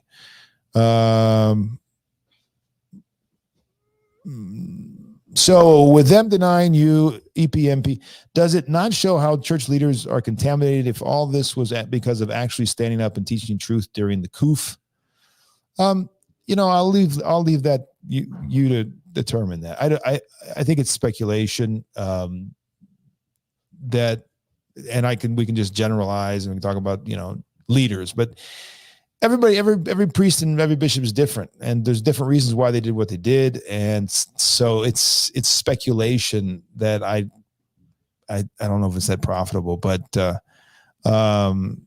were the answer to this. There were tons of people during the COOF, as you call it, who were influenced by the world, the leaders of the world, the spirit of the world, to just trample upon the Orthodox principles for the sake of, or thinking that they're doing the right thing, but they're not acting according to the Orthodox saints and principles during the COOF. So it's a part of it. Yeah. This whole saga that I went through, I think, is a part of that. Yeah. It's a part of that. It's one of the histories of this time. Plus, Father, I think you have it right when you say this is for your salvation. The truth himself knows what's on everyone's hearts. May he incite repentance in all sinners. God help us. Indeed. Thank you so much, Salone. Of course, it's for my salvation. Of course. Glory to God. Also from Nicolitza and Crowdcast, Father bless, the comparison to Father Mandalema, is it because of a lecture you gave to HTM Boston? I've never given a lecture to HTM Boston. Never done that. I've never even been back since 1997. I went there once in my life, and I visited and I asked Father Pantaleimon to help me with divine ascent. And he proceeded to tell me how all the saints were saints. Saint Sophrony is not a saint. He called him a magician. These are some of the old calendar zealots' ideas, that the saints are not saints and we should just walk away from the saints. So I have never been back since, because I did not agree with that. I thought it was wrong. And so I'm not sure what you're referring to. I didn't. Yeah, you must have something else in mind. Question: can all of OE followers write and attach all the release docs and send them to His Holiness MP Patriarch Kirill? Theoretically, yeah, but I don't think that's probably. I don't think that's going to help. Maybe, I don't know. Probably talking to a bishop that in the MP would be more effective. I don't think they're gonna care if 50 or 100 people, start writing the patriarch. I don't know. I doubt they're going to say, oh, we need to go give him that release that we never gave him. Probably not going to happen. Oh, all right. We already did that. How do you feel about the OCA? I attended OCA for nearly a year until I heard the stance on chrismation. I'm attending Roll Corps in Slavonic now. I don't really generalize. Have you ever heard me generalize about jurisdictions? The OCA is this, Roll Corps is that, Antioch is that. I don't do that, because they're all the church. Like, the OCA is a part of the Orthodox Church. The divine liturgy, the priest celebrates, the bishop celebrates. That's the church in that time and space. That's Christ in that time and space. So, there are a lot of particular issues we can talk about that maybe I don't think there's statements made by the OCA hierarchy, or there's priests who make certain statements, or there's, the whole question of autocephaly. We can talk about those particular issues and maybe disagree with OCA priests. I don't know. But I wouldn't generalize and say the OCA is X, because there are many good Orthodox priests in every jurisdiction. And it would be really counterproductive just to generalize. I mean, you might go to an OCA parish over here.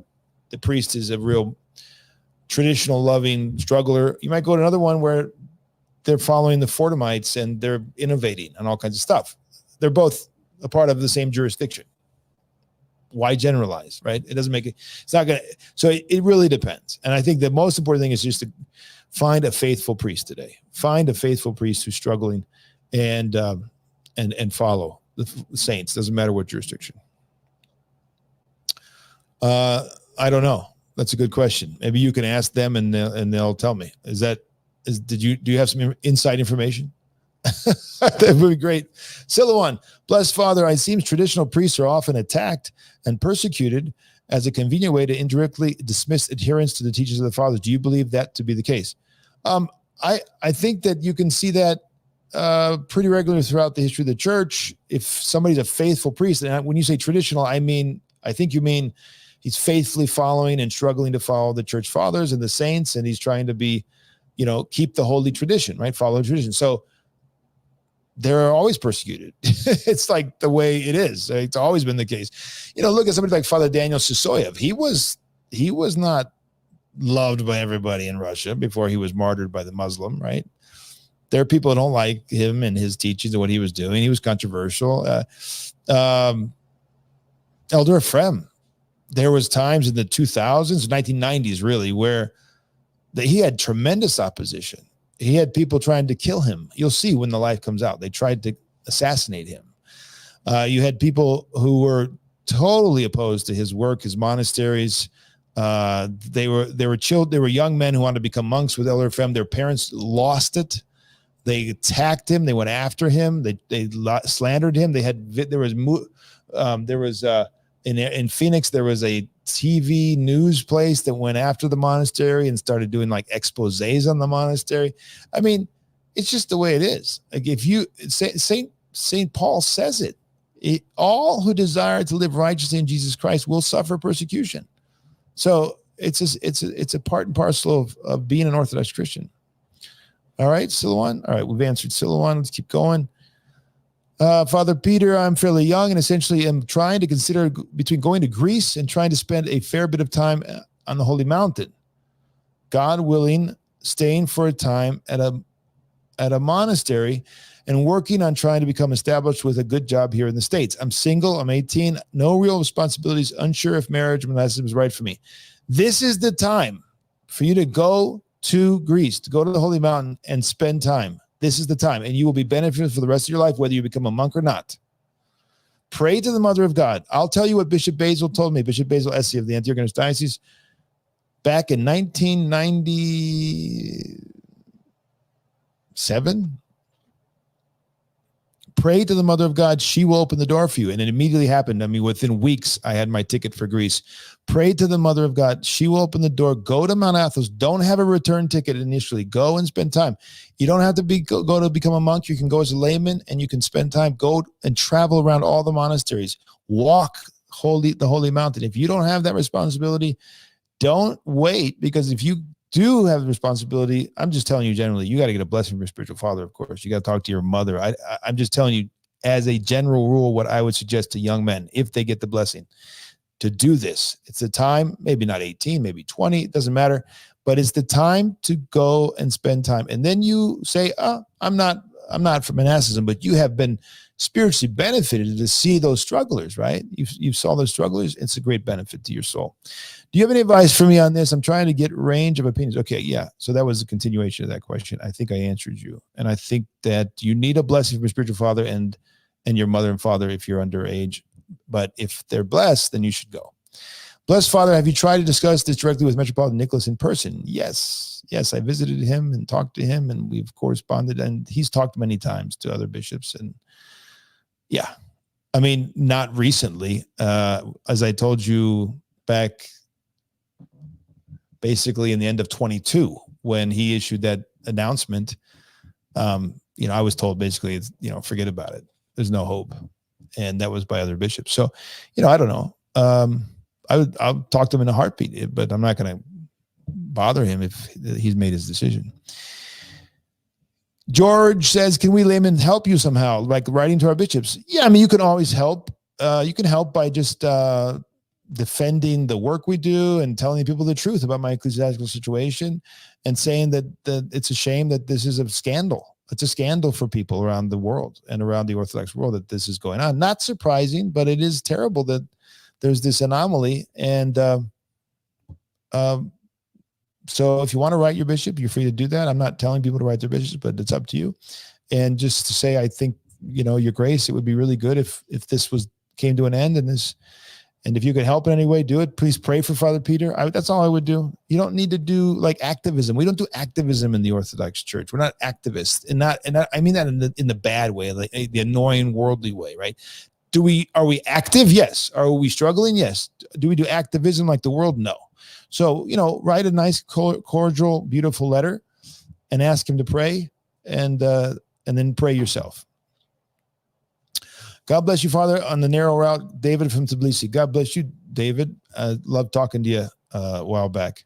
Father Peter, we all respect and love you. You are a worthy priest. Okay. Thank you very much, Sunshine. God bless you, Sunshine. Now we have this from Rumble.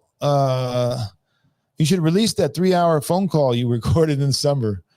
Yeah, no, I'm not going to do that. No, I'm not going to do that. And that's crazy. It's history. And why would I go around talking about that publicly? It's a history, and he's a good man, and God bless him.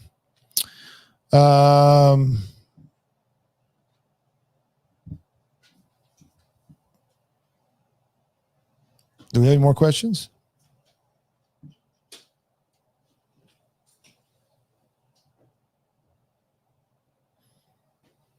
Don't you miss the head right? No. So I don't see any more questions unless did I miss any? All right. I think we covered everything. Wow. It's been a beautiful, beautiful people, beautiful response. And we're just grateful for your prayers. I'm looking right now. It looks like there's over 1,100 people here, which is really phenomenal.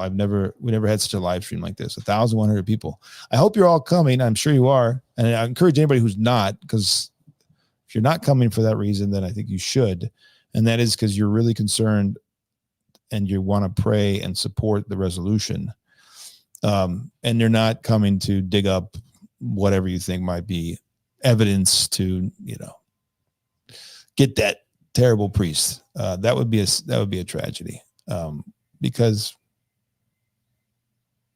we shouldn't do that as Christians, right? We shouldn't go after people and stuff like that. It's not good. Father Peter, you deserve tenfold and more. This is what I can presently offer in return for the value you have provided to me. May your path continue to be blessed in your cross carry with grace. I'm in. Nick, thanks so much. Nick Buzinski, $40. You're very gracious, Nick. Very kind. I don't think I put this on the screen. Did I put this on the screen? Tricky Vicky says, donation of $5. Thank you. I can't join because I don't have laptop or access. I'm sorry. That said, the last thing we want is justice. Mercy is what we ask for. I'm on an inquirer level. Yes, indeed. Mercy. We all need mercy. We need love, forgiveness, and mercy. I think Yvonne Bitar has not been put on the screen yet. Thank you so much, Yvonne, for your donation. Really gracious of you. I appreciate it. And this is from Patrick. Patrick says, could you try to join the Go Arch to resolve this? I don't think so. As I said in my talk, they don't seem to want to support me. They're accusing me of things I never did in the highest echelon. And so doesn't seem like they're going to support me to resolve this, which is a tragedy. Did we miss anybody else here? Did we put this up? Did Frankie D?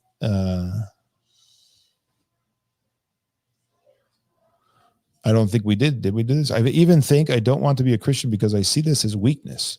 We always have to be patiently endure injustice instead of acting and making the situation just. This is hard to bear. No, I don't think that there's lack of justice, Frankie. That the Lord works it differently. And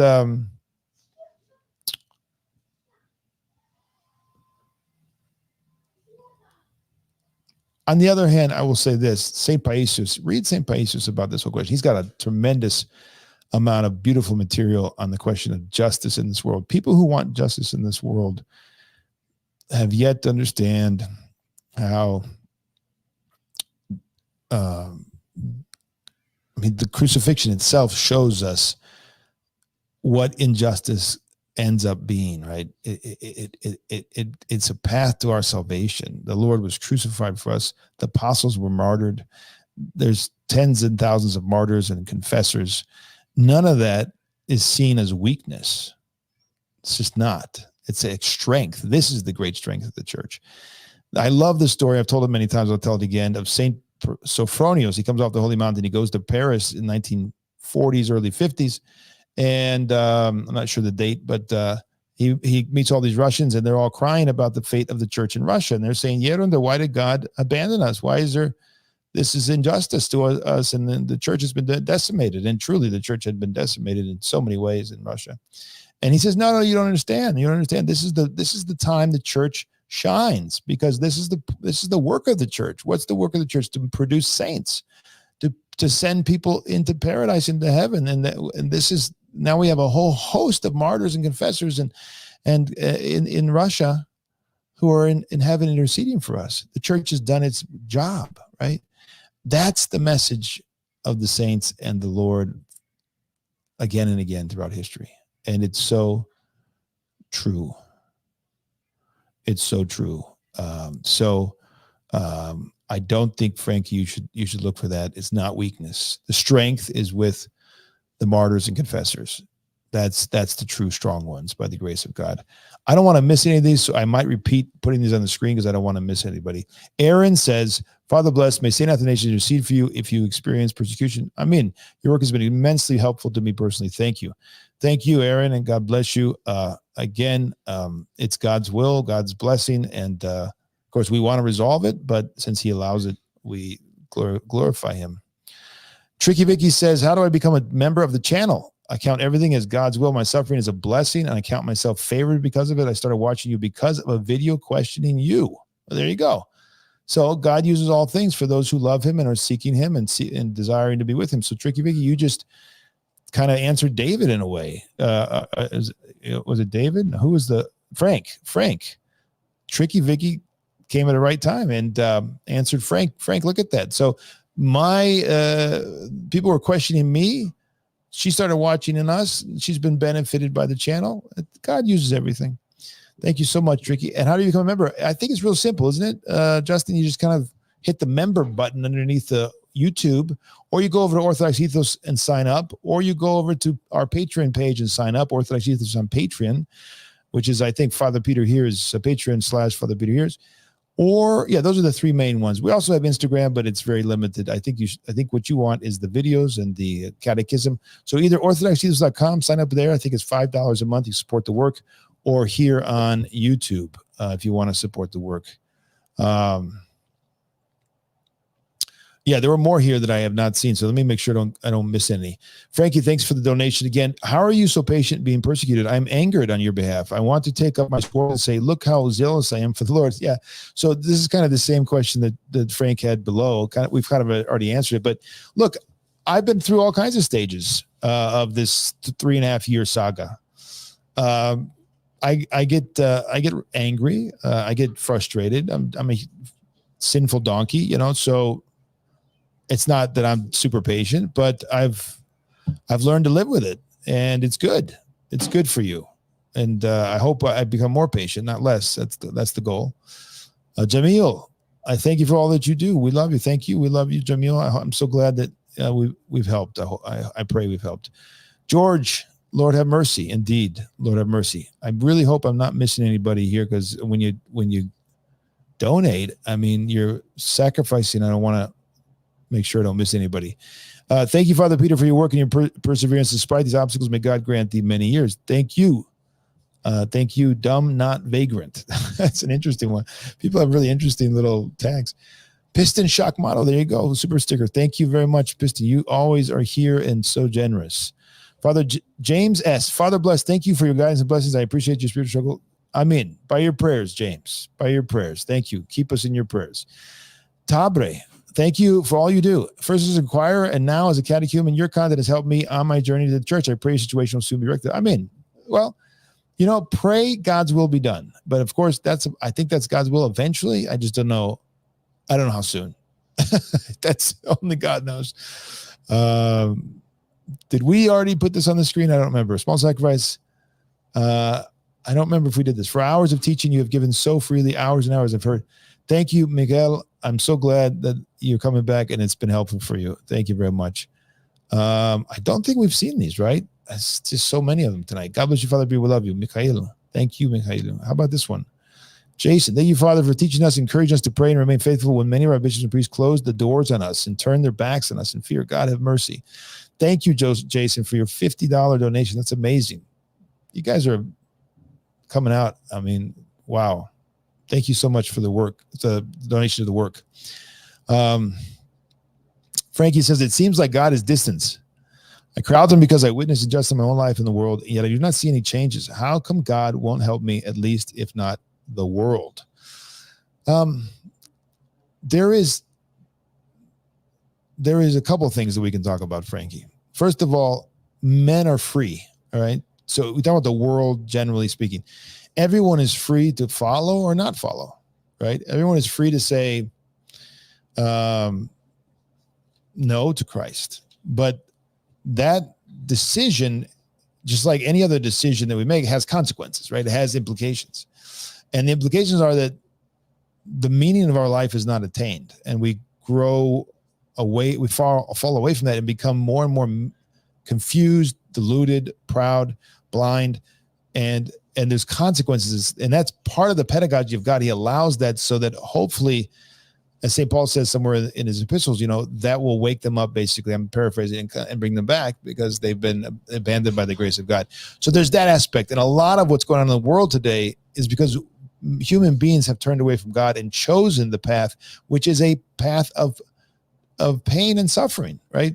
There's pain and suffering everywhere in the world. Some of it is redemptive, purifies, and saves because the person embraces it and accepts it as God's will, and they're transformed because of it. They humble themselves and they see it as God's pedagogy, and they embrace it, and they're freed spiritually, internally, even if they're suffering externally.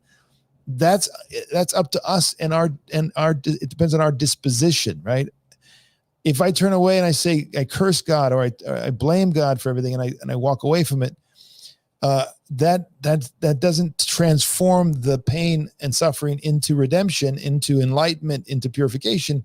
It doubles down and triples down until and makes more pain and suffering. So you're basically tripping up a bit, Frankie, on the question of man's freedom in terms of the world. You calling on God for something, you'd have to be more specific for me to help you in particular. I don't know. It's hard for me to speak to your particular situation. I'd have to know the causes of, what's going on in your life. But many times we are on this path of difficulty and suffering. And if we acquiesce and we submit and we say, let your will be done, let thy will be done, we start to feel internally the spiritual refreshment and peace, even in the midst of the troubles. So the troubles will be there. Everyone has troubles, right?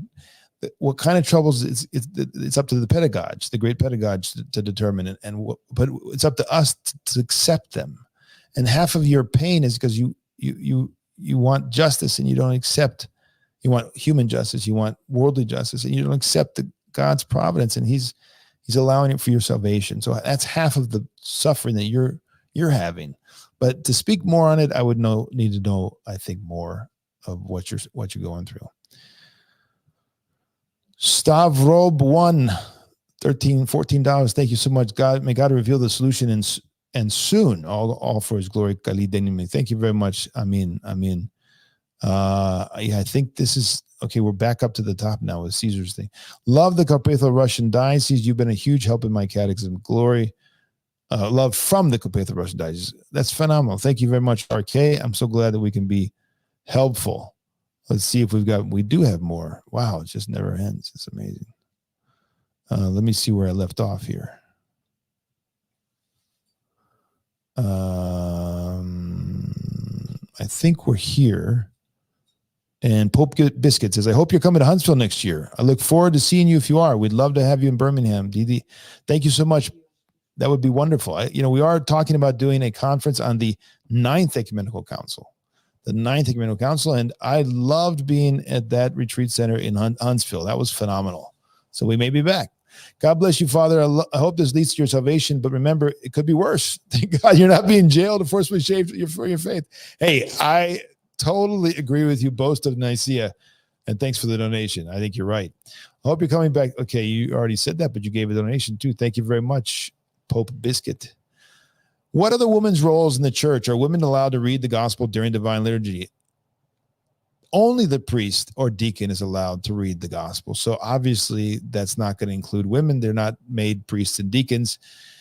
And even a layman's not supposed to read a layman is not supposed to read the gospel. So absolutely not. I don't know. It's hard to believe that an Orthodox priest would be so confused as to do that. I hope that's not the case. Love from Holy Virgin Mary Church in West Sacramento, Michael and Kiriki. Thank you, Michael and Kiriki. That's phenomenal. Thank you so much. Love to you all too. Call Me Nobody is a new YouTube member. Thank you, Call Me Nobody. I love these names. George Pogorov, $30. Thank you, George. Thank you so much, George. God bless you for your sacrifice. Do you know St. Nikolai Village's prayer for one's enemies? It's beautiful. Also, reading the Psalms has helped me understand the real enemies are never fellow human beings, but the demons. Absolutely. Very good, Siloan. I think I've seen that, but I need to maybe go back and read it again. It's phenomenal. And I love the separating the sin from the sinner. And that's essential. Otherwise, you can never love your enemy. Father, what do we do as Orthodox Christians in the church? Think of holy people and saints in old calendar jurisdictions, such as St. Hieronymus of Egina and St. John of Amphilia, your blessing. Okay, what do we think? Well, I hope to God that when the Orthodox Council that has been prophesied and God willing happens before the second coming, that all of these will be solved by the old calendar's jurisdiction / faithful being reconciled to the local churches, all of us together uniting in the confession of the faith. And then if the church in council determines that these men, St. Hieronymus, I think is a saint of the church personally. He's not like the zealots on the right that go into a very different kind of ethos.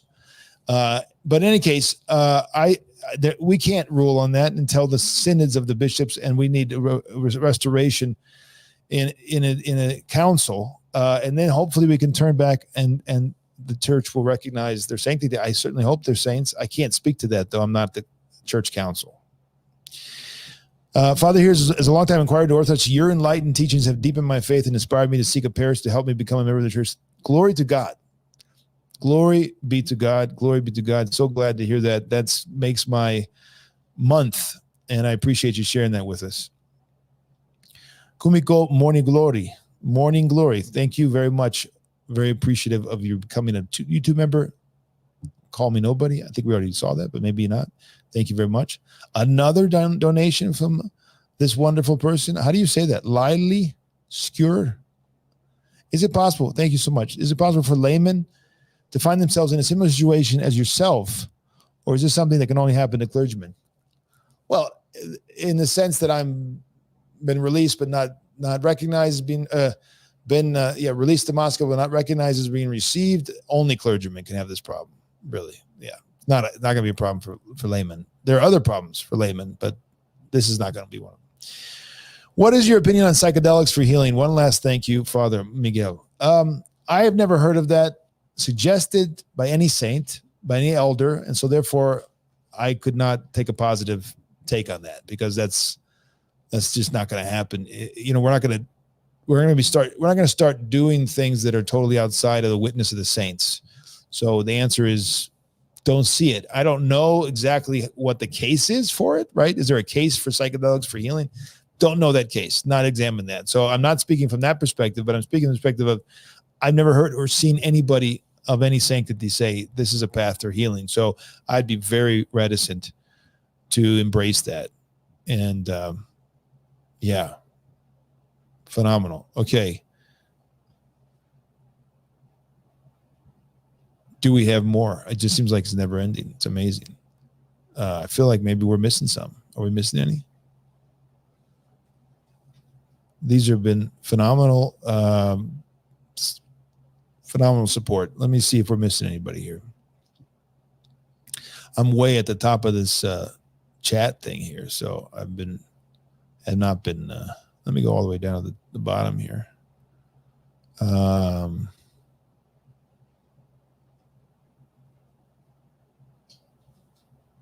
right. It looks like we're done, unless I'm missing something. Am I missing any there, Justin?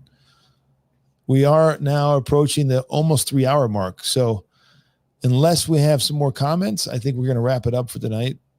And I've been overwhelmed by your generosity, your love, your support. Overwhelmed that we have over 1,100 people here right now. That's pretty amazing after 3 hours. Thank you so much. Thank you. And keep praying that we have a resolution. Keep praying for our bishops. Keep praying for everyone in the church, even those who aren't rightly dividing the word of truth, even those who are opposed to Holy Orthodoxy as they are, unfortunately, and that they might find repentance, and all of us together. We do have this question from Nicolitza. If Holy Fathers say separate and flee, why not? St. Paul example, it's growing worse. So the Holy Fathers at times say separate and flee, but from who and when, on what basis? You've got to examine that in the context, and you've got to understand it over the whole history of the church. And the examples that we have today of separate and flee on the right are not the examples that we see in the saints. There's not the same basis. They do not have the same approach. They ignore massive examples from church history which do not support that kind of understanding. And mainly the problem here is ceasing commemoration and communion of Orthodox bishops, Orthodox people, not having communion with Orthodox bishops and people around the world. That's never been a position of the saints before a council. They do not end up preaching the loss of the grace of God in local churches, as the old counters have done, and they would never stand against the saints of our day who didn't cease commemoration before a council, as if that is a litmus test for sanctity or not. Fleeing from your own, ceasing commemoration rather of your own bishop is certainly canonical and can be done if they're teaching heresy bareheaded.